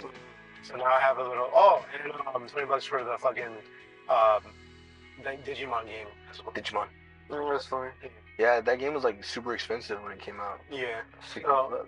Pretty cool that I was able to grab them all basically. Yeah, So you think that's expensive? I playing, yeah, we're playing them. So GTA's better be $80. What? I said GTA's better be $80. If you think $60 is expensive. I ain't touching fucking GT Israel. someone said that Grand Theft Auto literally became the same thing that they were parodying. Yes. I'm like, yeah, it's what it is. It makes no sense. We're gonna tax you in game. Yeah. It's wild. You can buy the You murder people. You are quite literally the definition of I'm gonna break the law, and the IRS is still gonna get you. the game is $80, and those restrictions with the non-subscription copy. Mm-hmm. So there's some stores you can't enter in. What the Yeah, fuck? there's some like hairstyles you can't select. What the hell? There's clothes you can't buy. Yeah, bro. You can't listen to. Yeah. I played WWE Day Reckoning 2, bro. All the customer characterization I can get, and I get to fight motherfuckers. It's no fucking. It literally. Or I can makes literally no just put on sense. GTA 4 or GTA 5. Mhm. San Andreas. Fucking areas like that are locked up in the fucking city, dog. And then you have to, if you want to play online, you are using your real ID, your actual. Yeah, you have to upload your ID. Actual American. Oh, that's real? Yeah. Yes. Oh, hell no. Because they don't want people fucking like under the age of 18 to go online or something. Yeah. I feel like we had all these cool concepts in the early 2000s, And then greedy corporations took them over. and then we all thought like, damn, imagine how That's dope what this. you keep saying, make games fun. Wait. But how can you make money? Look. I feel like in the early 2000s, we had a bunch of dope ass concepts, right? And then as the kids playing this shit, right? We're thinking like, damn, imagine how dope this shit's gonna be in the future. Cause like with advancements in technology and shit. And they're like, psych. What it's like to be young. And now that we're older, we're just getting shittier shit. Like, you think that when companies make money, they can make better products. No, they just get greedier and they put less product in it. Fuck you. Like, why are indie games like the best games? It's because fucking they're making the thing that they want to make. Obsession was an indie movie and they made fucking bank. Because it's a person making what they strive to make. And I feel like let's put Game Freak up there for example. They made the best fucking Pokemon games or anything, but then Nintendo tells them to keep doing that, like just that.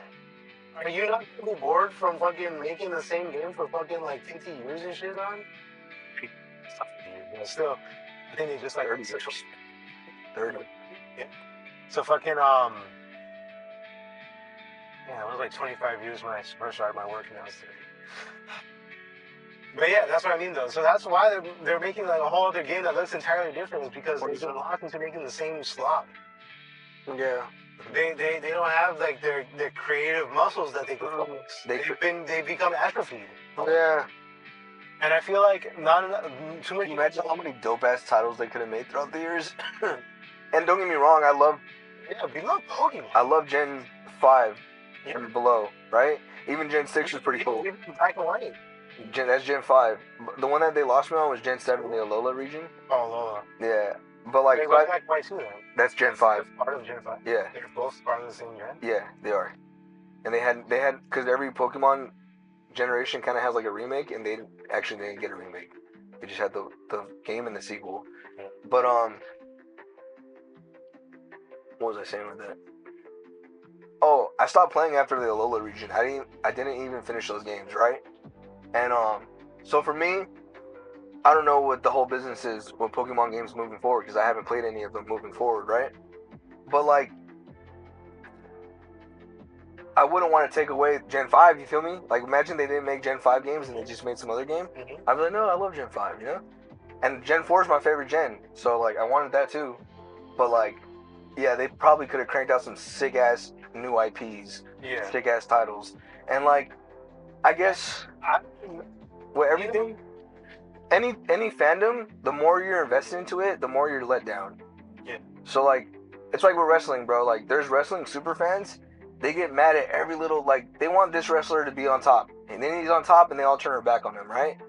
All this bullshit that goes into it, and it's just like, me, I'll get disappointed, but I won't get like, I'm not writing angry comments on Instagram and shit, you feel me? Maybe I should voice my opinion, but nah, like, it's not that deep. I feel like the more you distance yourself, you're still a fan, but you distance yourself enough to where, like, you're not overly invested, you're not overly disappointed. It's kind of like what people mean by, like, you gotta separate the art from the artist. And I think that's all that shit kind of works. Well, what the fuck? I didn't know anything. Some good songs, though. But Crystal Castles. I don't know what to do. The girl. I don't want to know. Okay. No, there's some people that are like, oh, they don't have songs that will keep me. You know, like, because there's an option on Spotify that's like, don't play this artist. Mm-hmm. I do that to some people. I think I have Drake not played. Wow. Yeah. That's valid. So fucking what was I saying? Well, yeah, back to the Pokemon a little bit.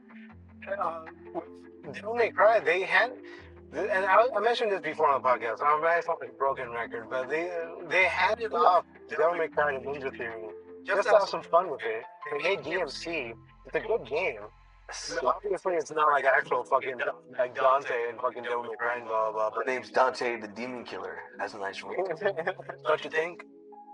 And then, but the thing is, like, imagine they did like more of that for fucking Pokemon, or at least like 3 companies, the way that Call of Duty's fucking, like, they're all slop. But at least people are like, oh, I can't wait for the next Sledgehammer one, because there's 3 companies: Sledgehammer, Activision. Really? Yeah. Yeah.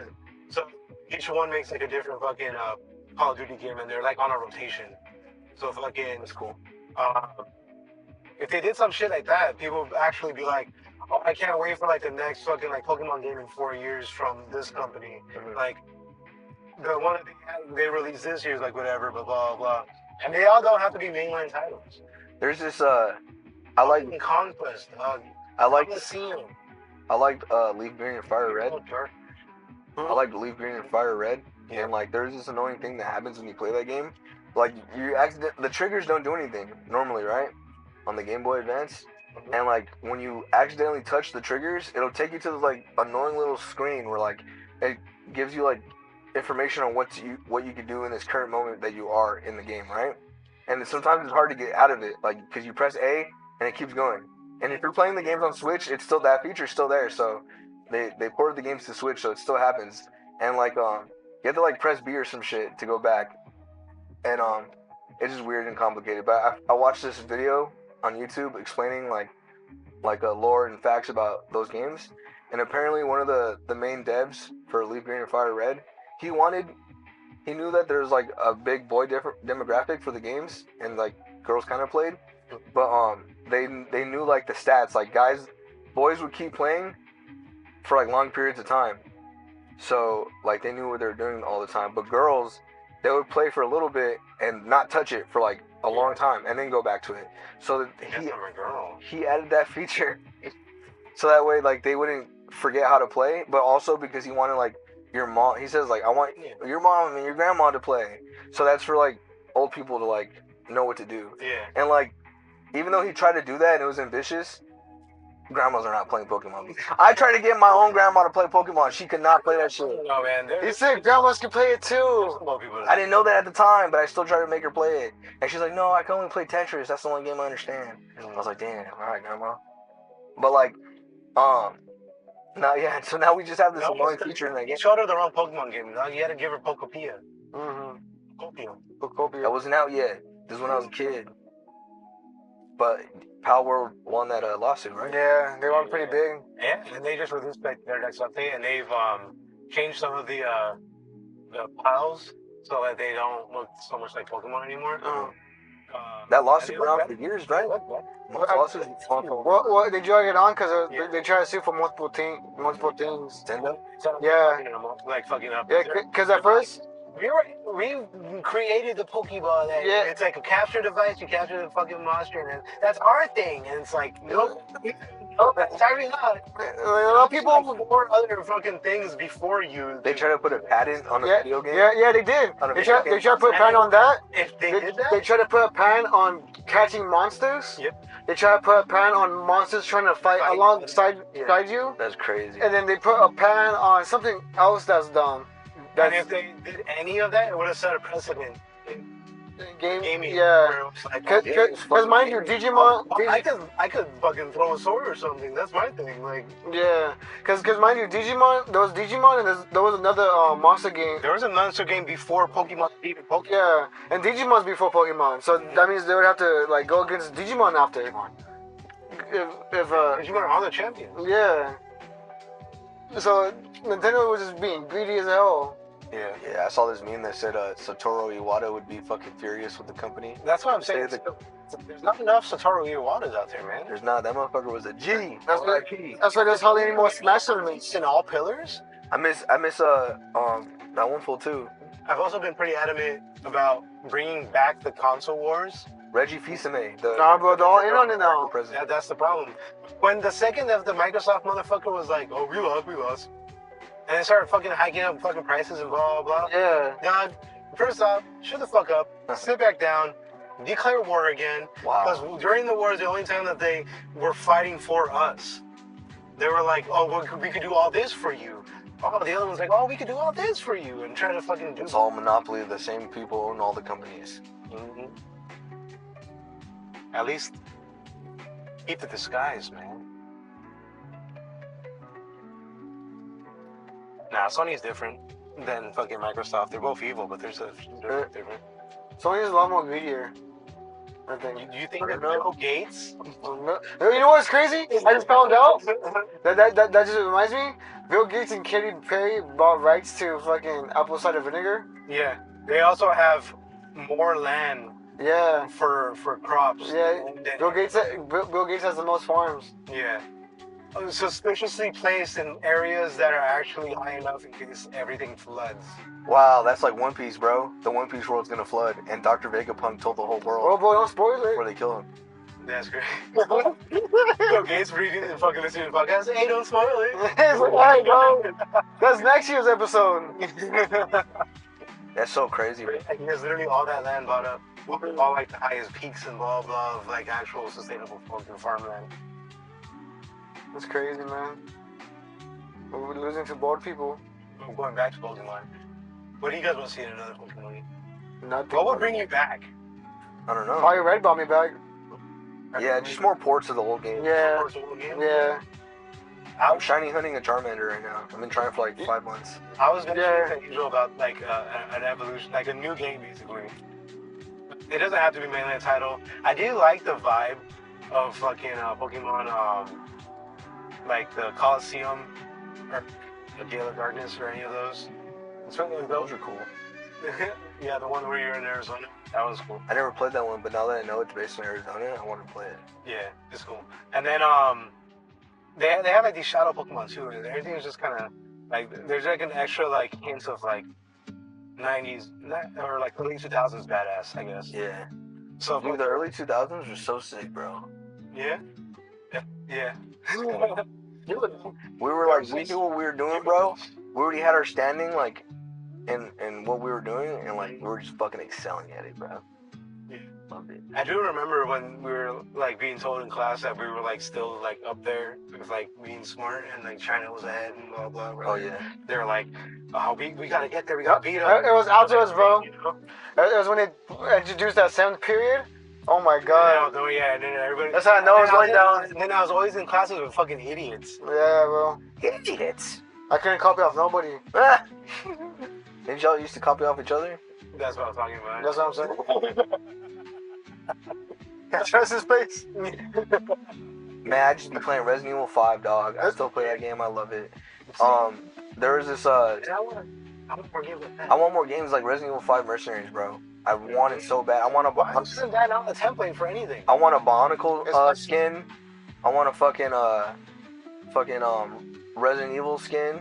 No, just kidding. I want Supernatural. What's the word? A Gantz. Imagine a Gantz Mercenary game. I want the games to be more like fucking. You die, your character dead. And then you build up enough points so you can buy them back. Like Shadow Mordor. Isn't that the game where like the Yeah, bad guys? I would want the Nemesis system on the aliens and stuff for the fact that they are actually hard, so it'll be like Dark Souls type of bosses, not the same gameplay, because we're gonna be shooting and doing fucking like anime backflips and shit. But, like, yeah, and if you overuse your fucking suit, it'll fucking like pop Just up. fucking Yeah, be in it, like not pop, but like just power down. You don't have super strength no more. Well, it's like a cooldown period or something. And then more enemies can come out like as you're cooling down. you get different guns and shit. You get the katana you can actually cut through. Like have the characters from the anime and the manga in there, but also have new characters. Yeah, I want like a JoJo's villain. Like there's a certain way to kill this guy. You want him to be a bad guy that you kill, or do you want him to be a character you play? What do you mean? You said a JoJo's villain. Oh yeah, I want Like you I play want as the him, or- villain- I want the aliens to be like, you know how like when you're watching JoJo's, like basically every single person that they're fighting is like a certain way to kill them. Like it's not always like, oh, we gotta just punch this guy. Yeah. Guys. But again, like There's a stand where the guy. like I want to be like, oh, at some point in time you hit a fucking bell or something, you see that the guy gets hurt, and you're like, oh shit, I have to fucking ring the bell. That's why he's fucking has infinite health is because I have to fucking ring the bell because he's fucking vulnerable. Yeah. I want shit like that. Bro, off topic, but I'm watching Dragon Ball, the original Dragon Ball, right? And I've never seen the Piccolo arc. So this is my first, and I've never seen Red Ribbon arc, and I've seen them both for the first time now, right? Topic. That was gonna be the name of the podcast. Was off topic. Real taken. So I finally get to the Piccolo arc, bro, and it's fucking so dope. And Piccolo is so evil, and like The rice makers, though. yeah, I like that too. And one of the things I love about the Piccolo arc too, because in the Red Ribbon arc, everyone's separated. No one's hanging out with each other really, right? Mm-hmm. But in the Piccolo arc, everyone's kicking it. Everyone's kicking back. Yamcha. We get Yamcha, Bulma, Yeah, fucking Pilaf, Oolong, and fucking Launch all just kicking it at Master Roshi's house. I love it. There's like some Watching the fucking 80s dance videos. yeah. There's like these Workout, yeah. Piccolo releases all the criminals in the world, kind of like the pandemic of America. People used to goon to workout videos though. That's crazy when you think about it. The 80s workout. Oh yeah, the DVDs. Yeah, That's wild. Anyways, understandable. there was this moment in the Red Ribbon Army arc where the Red Ribbon Army pulls up on Master Roshi's house and he actually gets down and beats them all up. It was really sick. So in the Piccolo arc, same thing. Like these criminals that have been released from prisons because Piccolo is basically taking over the world already. They come to Master Roshi's house to fucking loot and shit. And yeah, Yamcha and Launch just kick their asses. It was sick. And I love that. I want to see. That's like my favorite type of anime right now is like seeing these side characters hanging out and just being cool. Flowers. Yeah, and don't get me wrong, I love Goku, but yeah, But you can't appreciate Goku if he's there the entire time. that's why the Red Ribbon Army arc was really dope. Don't get me wrong, I loved it, but it kind of fell off. Just characters in general. You can't appreciate what you have until it's gone. You can't fucking. If you watch these guys, I'm trying to everybody fight. Mhm. You could think the entire time, oh, Goku would have just done one Kamehameha and this would have been done. Obviously not back then as a kid, but Yeah, even back then as a kid. kinda. Piccolo Yeah. tanks to come in there with. He did his sick ass punch through Piccolo. Mhm. Like the fight was dope. Like Piccolo fighting in all his fight scenes were so sick. Demon King Piccolo, like he did so much crazy shit. Yeah, you gotta because that's a dad. Yeah, like his moveset was so sick. Like there's this point where he fights Roshi, and he kind of just like throws air swipes towards him, and they fucking fuck him up, bro. It was so sick. It's like he does what? I don't remember doing that. I did that. Well, I guess Piccolo has that too then. Yeah, and then like they're just like sick ass aura farming moments, bro. Like when Piccolo first fights Goku, he's like on his airship, and like when I used to play the Legend of Goku 2 on the Game Boy Advance, and Boost Fury, those games are so sick. And one of the like my favorite stages, because you could fly around on the world map, right? And there will be airships, and you can go on those airships, and as you're playing on the airships, you see the world below. Yep. That shit was so sick to me. Yep. And like now I'm watching the Piccolo arc for the first time, and this Piccolo has an airship, and he jumps off of it and like hovers down to the floor. Like that shit was so sick. And then later on, Piccolo's at like the president's place, Mr. President's place, and then like Tien pulls up in his little fucking speeder, and then he's like, "I challenge you to a fight." Piccolo's like, "I bet." He does the same thing. He falls down. He hovers down, and then Tien does it too. And then Piccolo's like, "You learned my trick, huh?" And like, I fucked with it so heavy, bro. It was sick. The fucking aura farming sound comes. Yeah. And then one of the things I didn't like is how Goku got powered up just by drinking some water life elixir. Yeah, I was like, bruh, come on. But Yajirobe's the GOAT so far. Like, he's so cool. And then so Goku defeats King Piccolo. King Piccolo launches his egg and makes regular Piccolo. And like it's so weird because like this is the Piccolo that I've known since I was a little kid.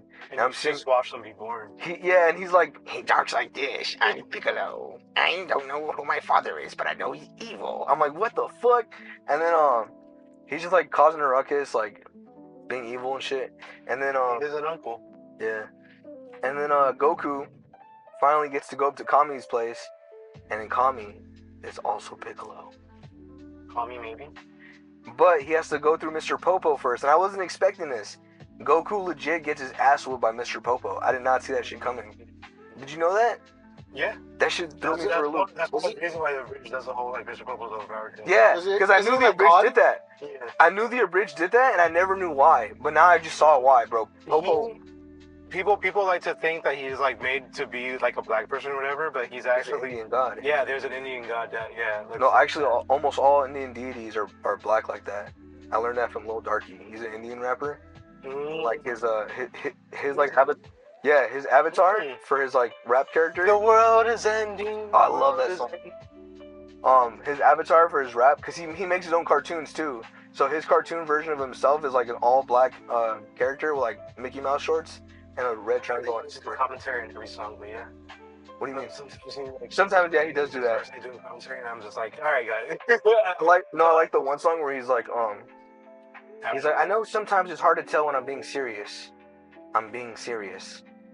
and it's just sick. And then you hear the bass If you lines. do something like that, like it's like one sentence. Like a lead-in. Yeah, like I get it, but he'll like end a song when it'll go on for like a minute, and he's like talking. He's like, "What next?"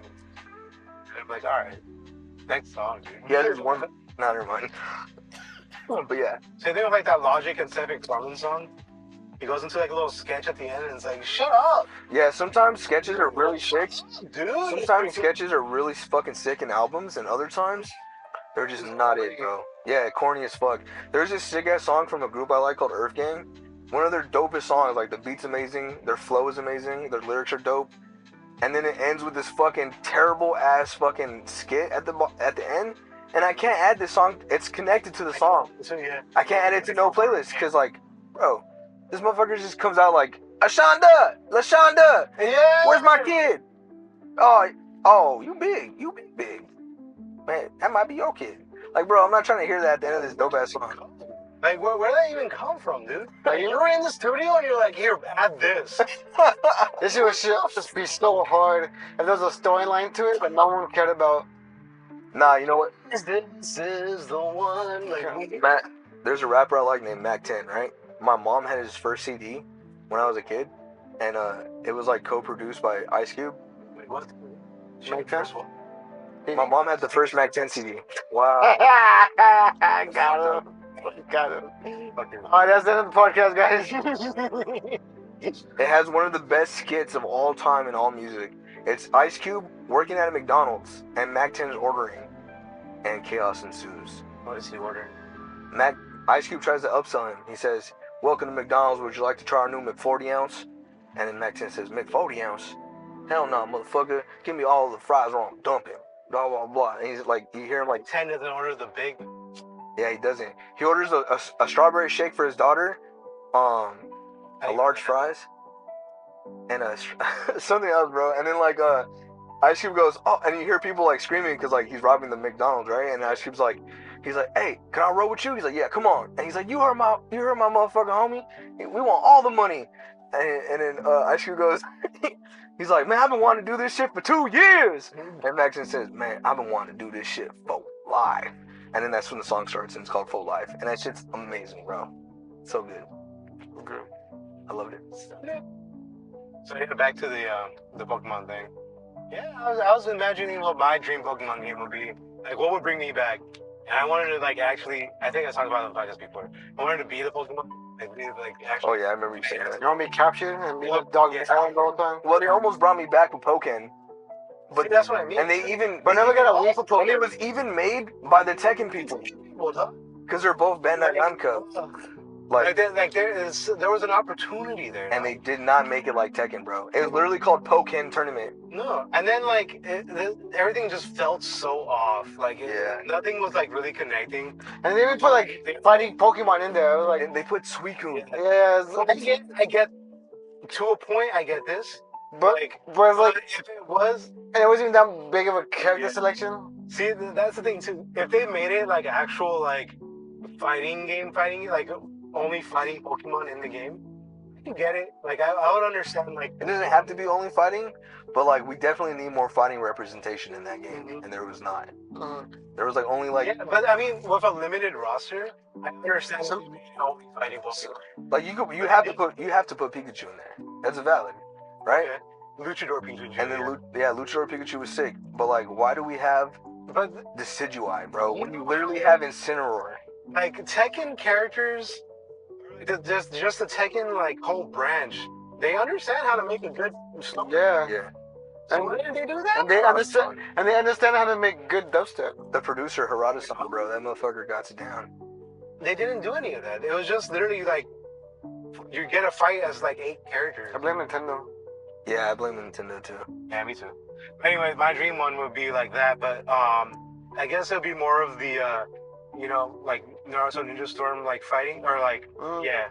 So you run around. I'm picturing like an Elden Ring like big open world with you're able to like put different types of things on your Pokemon like how you can. But on the overworld, you get to see the Pokemon like run around like how the Pokemon games are nowadays, like the modern ones. but if they have like a certain nature, they're doing certain things. So you have the courageous ones out here, like actually like going like walking by other fucking monsters bigger than them, trying to like fucking check them and shit. And then you have like the fucking like pranksters, like one of them maybe they'll like shoot like some fireball behind like somebody and they'll like laugh about it. Yeah. Like you know you just get more personality from all these Pokemon that you're running around the world in. And then when you get into the battle, it switches to you as the Pokemon in an arena type of situation, kind of Ninja Stormy. But every Pokemon plays differently. So you get to, when you're dodge roll, like everyone has a dodge. But if you're like the water Pokemon, it's more of like a quick like water dodge. You're like fucking what's the elephant one that you can roll into a ball? Yeah, yeah, Donphan? both. Yeah, they get to fucking do like a little fucking thing. If you're like a levitating Pokemon, it's more of like a Like glide. yeah, like more of a glide to the sides. And then all their stats would affect the gameplay. So if you have like a more tanky Pokemon that's slower, it's moving slower.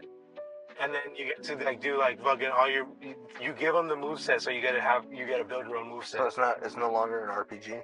But it still is an RPG though. You're still like you collect the Pokemon, you're still leveling up the way that you want to level them up. But you get to play as well. Thinking about something I've been liking. Yeah. Something I think they should try at least. Something. I always wanted like a Godzilla Destroy All Monsters Melee, but like updated and like I more guess monsters. we're We're getting a remaster of Destroy All Monsters Melee. during fucking everyone's like, oh, everyone's gonna be buying fucking GTA, blah blah. Guess what comes out right before? Godzilla. Godzilla Destroy All Bro. Monsters. There was like back in the day when you were a teenager, you know, you grew up in the early If you guys 2000s, remember the days. and there was like you had to go off word of mouth. You know, internet wasn't easily accessible. It was there, but it wasn't easily accessible. You're hanging out with your homies and you're talking about all the sick ass GameCube games. Like, yeah, fucking Super Smash Bros. Melee. And then someone mentions, bro, Godzilla Destroy All Monsters You Melee. know, I wish more people told me about the horror games back then, because those things are like fucking $2,000 a pop now. Yeah. Yeah, because I wish everybody's playing them I and could shit. have bought all this cool ass retro. The ground looks so cool. Oh, is that the one where you It's say just a dog. Oh, no, man. There's a JoJo fighting game made by Capcom that's like absurdly expensive. It's absurdly expensive. What was it? A JoJo's fighting game made by Capcom. Oh yeah. It's on the PlayStation, and I'm telling It's you, related to hell. it is. I have played it emulated before, Yeah. but like, I want to fight you guys in it. And that's the thing, when people love their emulators and shit like that. Emulation. It's not the same. I'm like, bro, we could literally go to my house right now and play sick ass old school fighting games on my PS2, and that shit's amazing. There's this guy. What was his? Something builds. Exact builds. On YouTube. And he'll make it. He'll make like his own pro versions of things. And he just like I think like 2 days ago made an Xbox, like a pro version. So he got like the original Xbox, and then he was like talking about like the history of it and everything, and like on the actual motherboard itself, there was originally 4 spots that you could RAM in. If you don't know what RAM is, essentially it adds more Power, Processing? yeah, more like processing power to graphics card. to the whole no, No. that's a whole different thing. That shit run the computer. Yeah, it has more processing power to your computer, so it could run more things in the background, basically. But early Xboxes, they would have shipped with like I think it was like 16 or yeah, like 16 gigs or some shit like that. Well, not gigs, maybe megabytes. I'm not sure. No, it was I don't remember. That's It was shipped with that, but they were like, "Hey, we could actually just do this for less money if we shipped it with just 1." So it was like all the other ones were like 8 gigs, but there was 4 slots, so you could go up to like 32, some shit like that. I think each one was like 8. So fucking, that's what he did. He just got the Xboxes, got the fucking RAM and put it into the fucking one that he's working on. There's like some mod chips that he put in there, some LED lights that he put in there. And normally he doesn't do that. He likes to make like wooden things, but this time he just 3D printed a bunch of stuff. And yeah, he has like this like now it's like an HD fucking Xbox, like original Xbox HD. Fucking you can use your wireless controllers on it and stuff. That shit connects online. And he has like fucking stuff downloaded into it so that he could he downloaded his own games, like his own physical games. He was able to put it onto the fucking SSD net, and you're able to play them. That's fucking illegal. It's literally not. It's not illegal, actually. He did it the exact legal way to do it. And then he started playing emulators. That's right. But pretty fast though. Like everything, like so. There's a possibility of doing this stuff. And I was telling Angel too. I was like, what if we like try to make a game and like for an older console? Like, what if I wanted to make a PS2 game today? Like, is that a possibility? Can I do that? I mean, put like a game onto a fucking disc and then fucking put it in the PS2 and play it? That'd be sick. How do you do that? Fucking magnets. How do they work? Magnet style. There's this comedian named Ron Funches, and he was playing Metal Gear Solid. His Instagram, like he'll just do like a skit real quick. So he did this quick skit on Instagram the other day, and he's playing Metal Gear, and like his friend comes up and starts asking questions, and he explains some of the crazy lore of Metal Gear Solid to her. And then at the end he just goes, he's like, yeah, I can't explain too much more because you're just not gonna understand. And she's like, oh really? I kind of want to hear though. And he's like, nah, it's like magnets. Only the Insane Clown Posse know how they work. And I was like, damn, that's funny how like isn't that I get that joke because isn't that the opposite? Yeah, they don't know how they work. But still, I don't know. Aren't they the only ones that don't know how they work? I felt seen, bro. I felt seen because he made a joke about an obscure song that I used to listen to with the homies. How do magnets work, man? Fucking magnets. How do they work? They keep it away from us so we don't have to make fucking flying stuff and free Bro. electricity and. I rewatched this movie that I love. I grew up watching it as a kid. It's called Repo Man. It has Emilio Estevez. Yeah. That had the old one. Yeah, I fucking It was like all red and black. Nah, but I rewatched it. Pink and black. Black and green, the cover, but like the car is green eventually. Nah, but I had watched it like 3 years ago, and for some reason, like when I rewatched it this time, like there was shit that I did not remember in the movie for some reason. I'm like, I watched this recently. Like how do I not remember this shit? But it was awesome. Like it's such a cool ride of a movie, pun intended. And then it also reminds me of a similar movie that I liked growing up as well, called They Live, with Roddy Piper, created by John Carpenter. Right? Rowdy? The Rowdiest Piper. Yes. And yeah, I grew up with that movie too, and I liked it a lot. But my my most recent watch of it bummed me out, bro. Like it's a great movie, but like Repo Man has like a similar concept of like aliens and like this car and shit. But like cool shit's happening. There's cool moments and shit, and everything's dope. But in fucking They Live, same thing.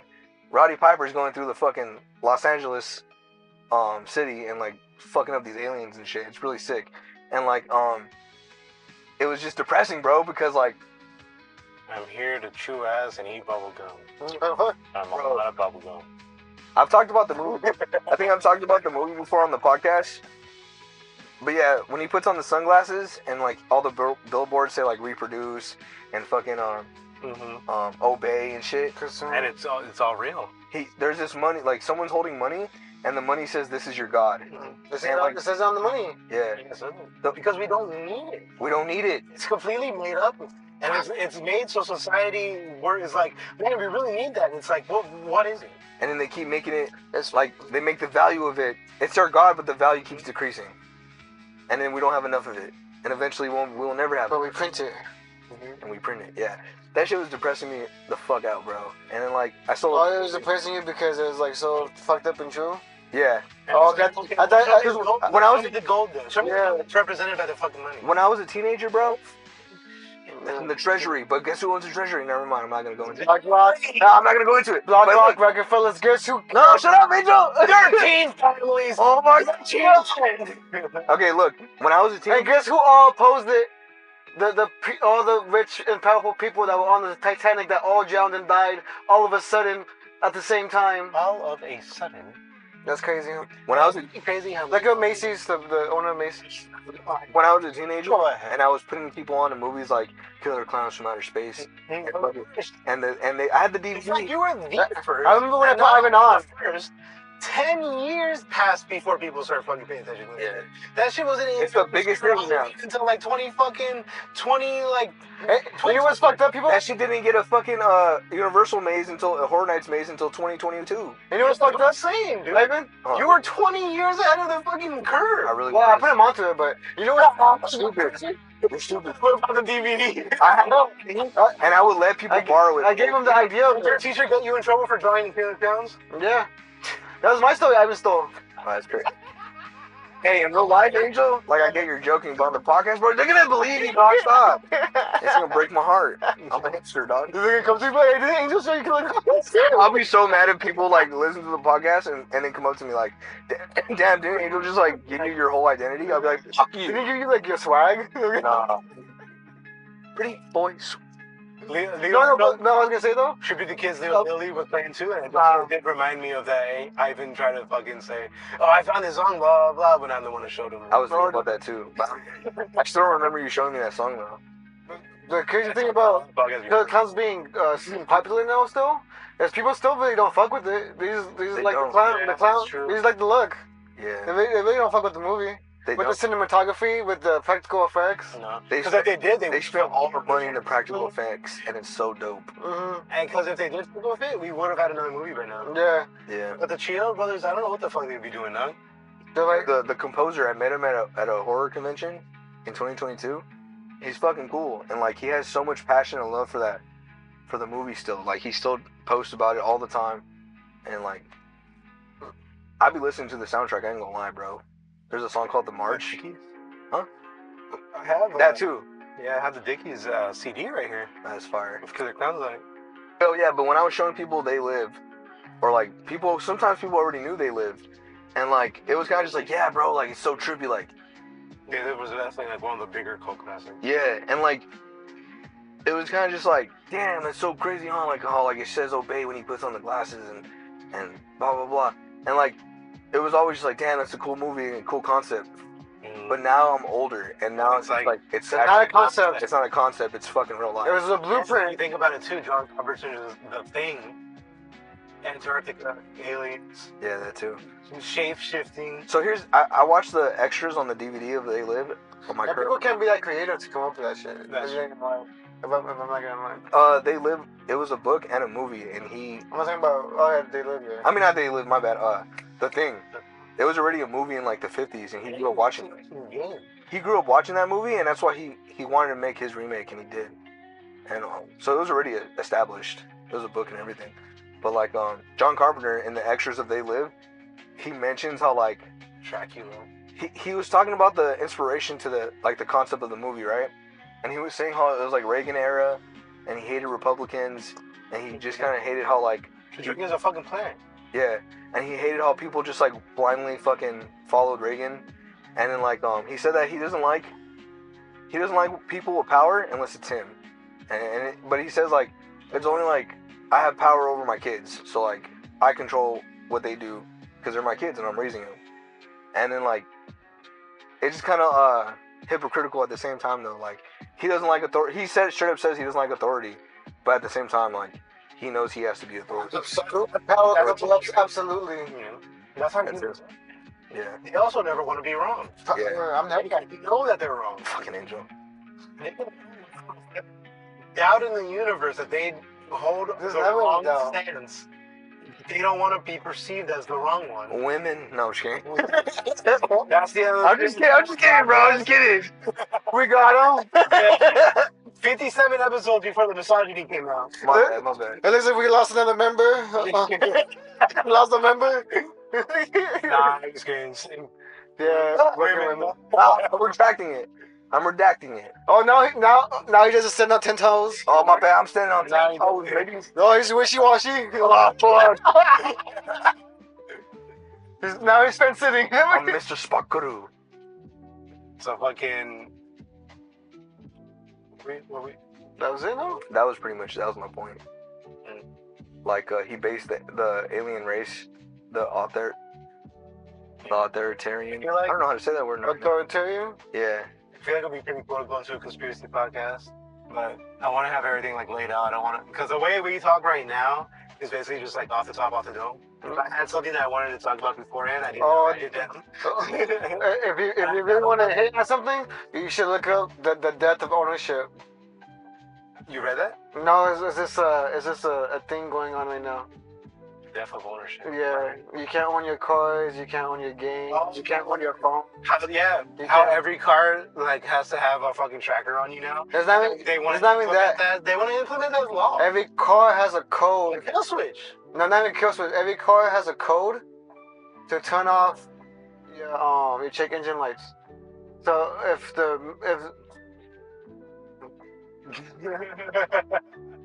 it's different things, Gallo. Like you can't fix certain shit in your car because of the codes. I think was it Mercedes Benz? There was something like It's really you can't open your front Mm, your fucking what's that shit called? The hood. You can't open the hood of your car. You can't access the engine bay What the fuck? because only they can access. yeah, only the dealership can. Only the dealership can access the engine bay to do that. That sounds like you're trying to kill me. Yeah. Yeah. So you're saying I can't be on the side of the road and fix my car? So some I can't do cars, anything else. some How new am I cars supposed to put an oil come with change, bro? come with plastic screws and like for the oil. That's the Well- that's the planned obsolescence that we talk about too. And it's like, remember, like Industrial Revolution, they start making these things, and it's like, So they get well, how fast. about how about we mass produce? No, I'm talking about like the bad part of it. Oh, okay. It's like, how about we mass produce a bunch of this one fucking product, and Yeah. it's like, And once okay, it's done, that's it's gone enough. nowhere. It's like, that's enough of that product. We don't need any more of that product. Hey, no, we keep going. Like, no, but we already built the thing, so we're gonna keep doing that. And it's like, we have enough of all of that. Like, we don't, like, why are you building more of any of that?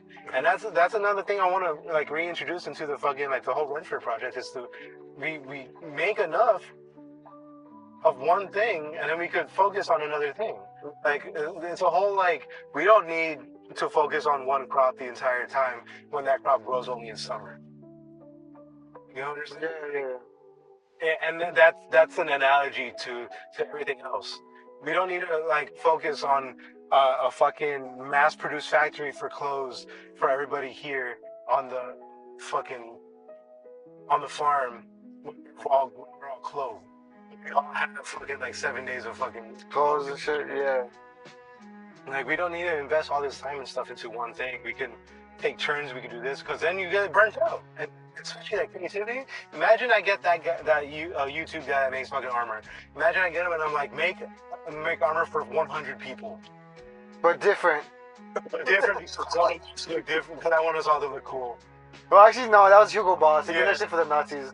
They were fucking dripping. I'm not gonna lie. You know what? That's just fucked up. The ones that should have won those. Start dropping hella bombs. Pipe bomb? Hitler actually Damn punk. went to the future and to win. They painted the Austrian painter wrong. Just look up the Foo Fighters. The fucking Not the band. But who murdered Nirvana's fucking singer? Just look up that. Just look up Courtney Love and who she hired and who she was in talks with hiring. And Liberty, the Statue of the Liberty. guy had his fucking head literally fucking beheaded at a fucking train post. Cool. She was gonna hire somebody to like murder somebody, and then he went on a fucking news broadcast to talk to people about that. He was like, yeah, Courtney Love wanted me to murder somebody. Crazy, huh? And then he was murdered like literally the next week. Yeah, he's a whistleblower. Yeah. He got killed. Oh, yeah, that was really weird. The train just, I guess, knocked his block off. Yeah. Trevor Moore just like was drinking on his balcony and just fell. Fell. Just like the guy from One Direction and fucking other guy. everybody else we wanted to fucking murder. And all those helicopter crashes? Trevor Moore, man. I missed that fool. Well, imagine what he could have been doing in this shit, like how there's no fucking like comedy movies coming out right now, and he could have fucking made something. Oh, yeah. Damn, now, if they got Trevor Moore to write the fucking scary movie instead of Ron Wayne.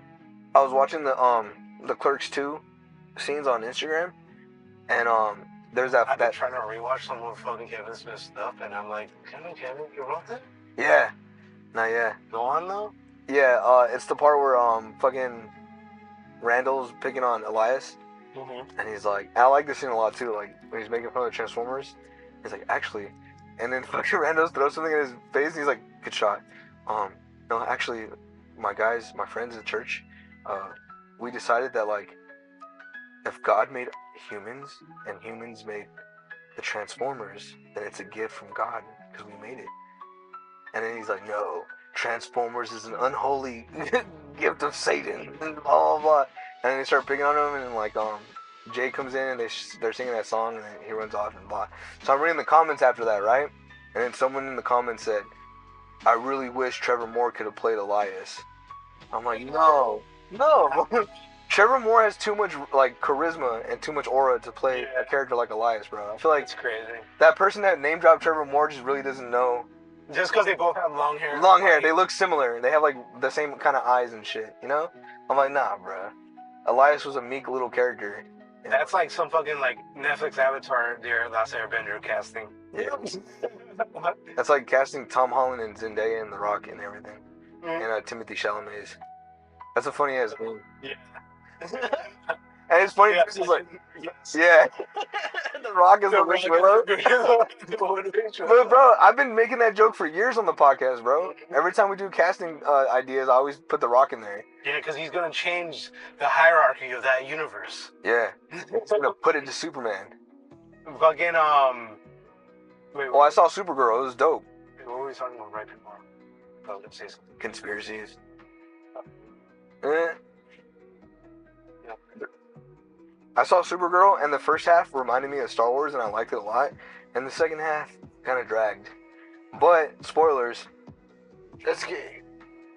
There's this weird plot line that keeps happening in DC movies. So in Blue Beetle, he's a superhero, but his whole family is telling him, you can't kill. But the same family, his grandma and George Lopez, his uncle, starts murdering people like left and right. That deadly gun was a paintball gun. Do what they're saying, that is they do. It's crazy. You don't know So, Mexican families, bro? now in Supergirl, this little girl gets her family cut down right in front of her. Her dad, her mom, and her older brother, right? And literally the rest of her. You saw the movie? No. Okay, so... And now Supergirl gets her entire race. No, it's not And Supergirl. it's a fucking plan. Feels like the 13 families plan to destroy us. Bro, you're gonna get... Yellow. Anyways, so this... Not Supergirl, this other little girl. I forget her name. But her family gets killed in front of her. And then she tries looking... They see, they had the court of owls, dog. They know.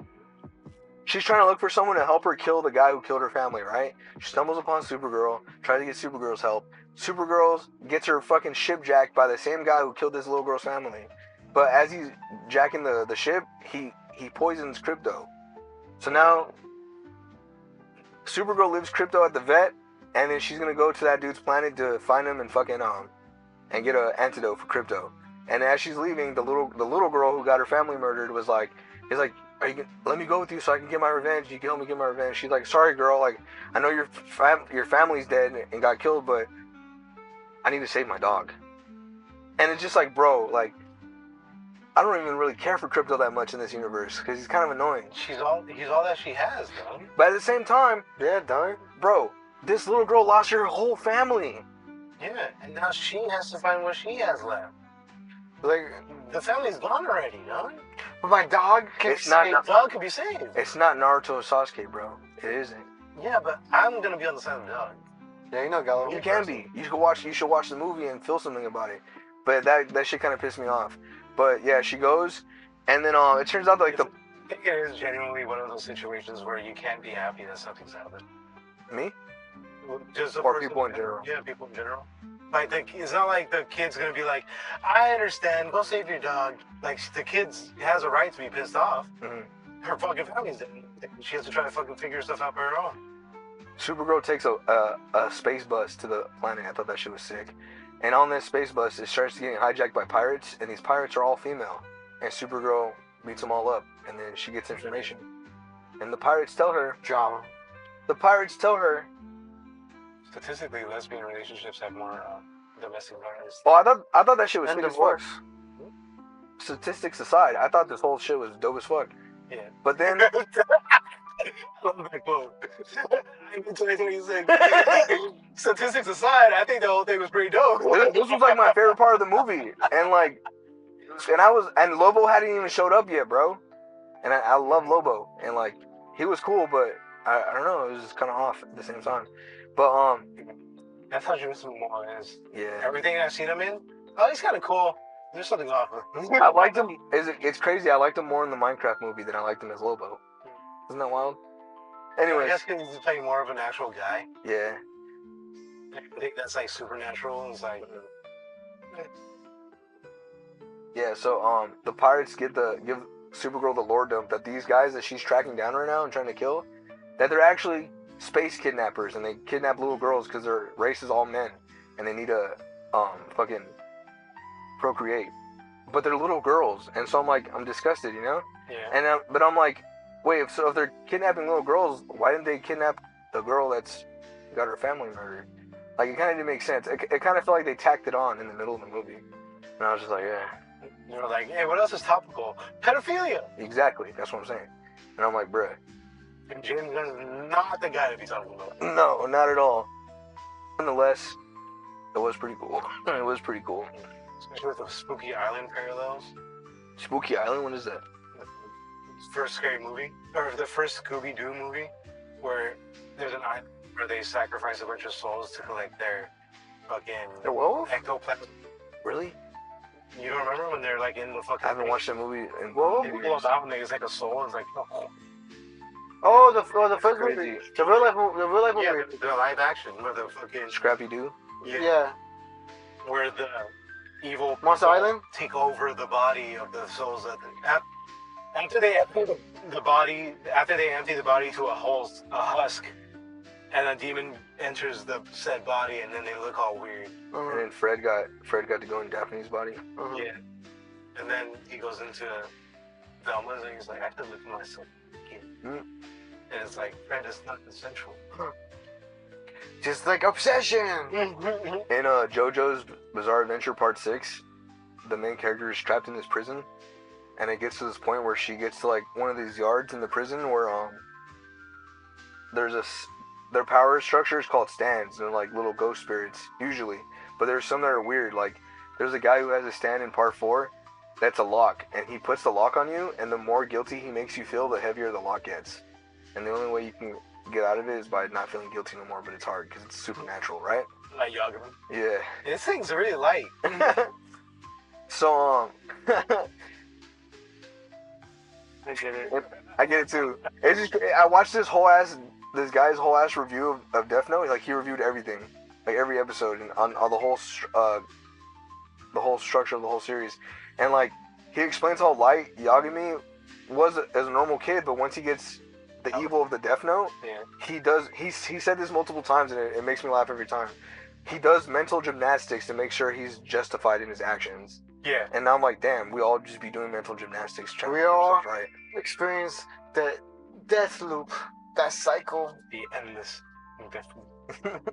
Yeah, so in Part 6, there's this part of the prison, there's a stand where like it makes everyone angry, and it makes them like super strength. So like all these prisoners and fucking guards and shit are like super powered now, and they're fighting Jolene, the main character, and like they're just like they're fighting each other too. And one of the reasons why it's happening is because they need bloodshed so that this other stand can evolve. It's called Sea Moon, and like it's pretty crazy. But like that was definitely one of like the trippiest parts of Part 6. So now when I'm playing Mercenaries 5 and I'm on ship deck, there's like this one area where like hella enemies come out and like the chainsaw guys come out, and it feels like I'm in that part of the prison. And it's kind of funny too because there is a prison stage in RE5, but I haven't really like. Fuck that prison too. Yeah. Shit's tough. That's just, bro. I've gone double. They do experimental facilities there. Fucking pretty good.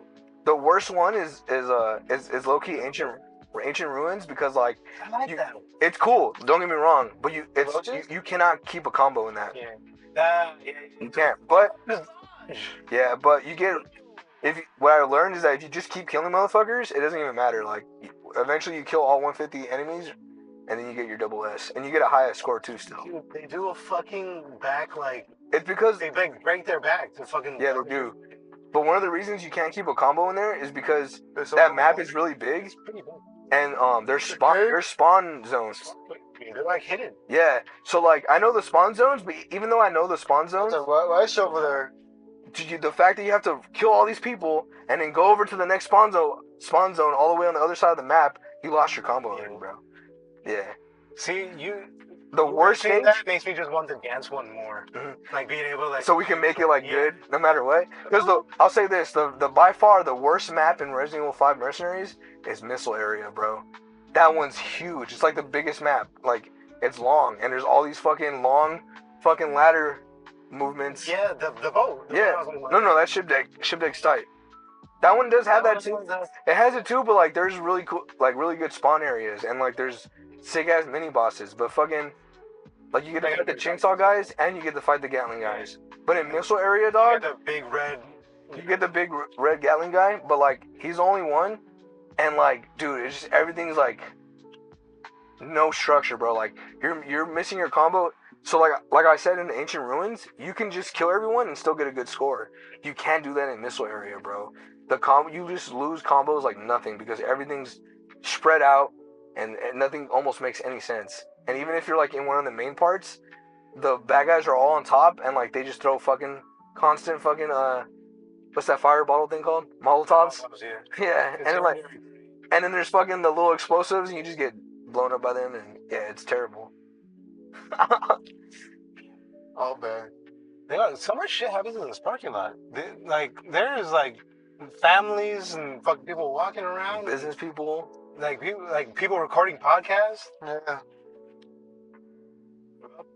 I think that's it for us. Yeah. It's been almost 2 hours. That's right. Thank you guys for tuning in. We're back. Angel finally woke up. We're back. Thank you for our longtime fans. We got some comments saying to start another episode and blah blah. Well, here it is. Yes, sir. We back. Congratulations to one of our longtime listeners, Jasmine, for she had her kid, Nice. had a baby. Congratulations. Yeah, our first podcast baby. I guess. Thank you, Tristan. I did watch your Trish stream, and I do intend to watch more. So yeah, Dolphin Tristan. Yes, sir. That's right. I'll never forget him. We already did our with a little fucking gun on his phone on a hill, just pretending like he. Yeah. Dude, he's one of the fastest people I've ever seen, like on Call of Duty and shit. Like you would have like a fucking like a Magnum or something, and that shit would shoot like a fucking assault rifle. You like every single. I was amazed. When I climbed trigger, that's what. Yeah. When I climbed the auditorium, did he climb up there with me? He did, huh? I don't remember. Or was he? That's too far back. Yeah, it's really far back. Far back in my brain. Let us know, Tristan. Yeah, I don't know. Maybe me and you did it. Did that happen? Or was I even lying? I'm even a fucking liar. Tell us now. Tell us right now. Tell us how it's I was climbing. I have pictures of me on the fucking light poles and shit. Angel took it. Shoot, I took one out with him on the climbing the fence at the. Oh yeah, at the park. Yeah, that was sick too. This has been LV, Angel G. Ivan O. Thank you for joining us on the Fools Podcast, where you can be a fool and not fool yourself. My man.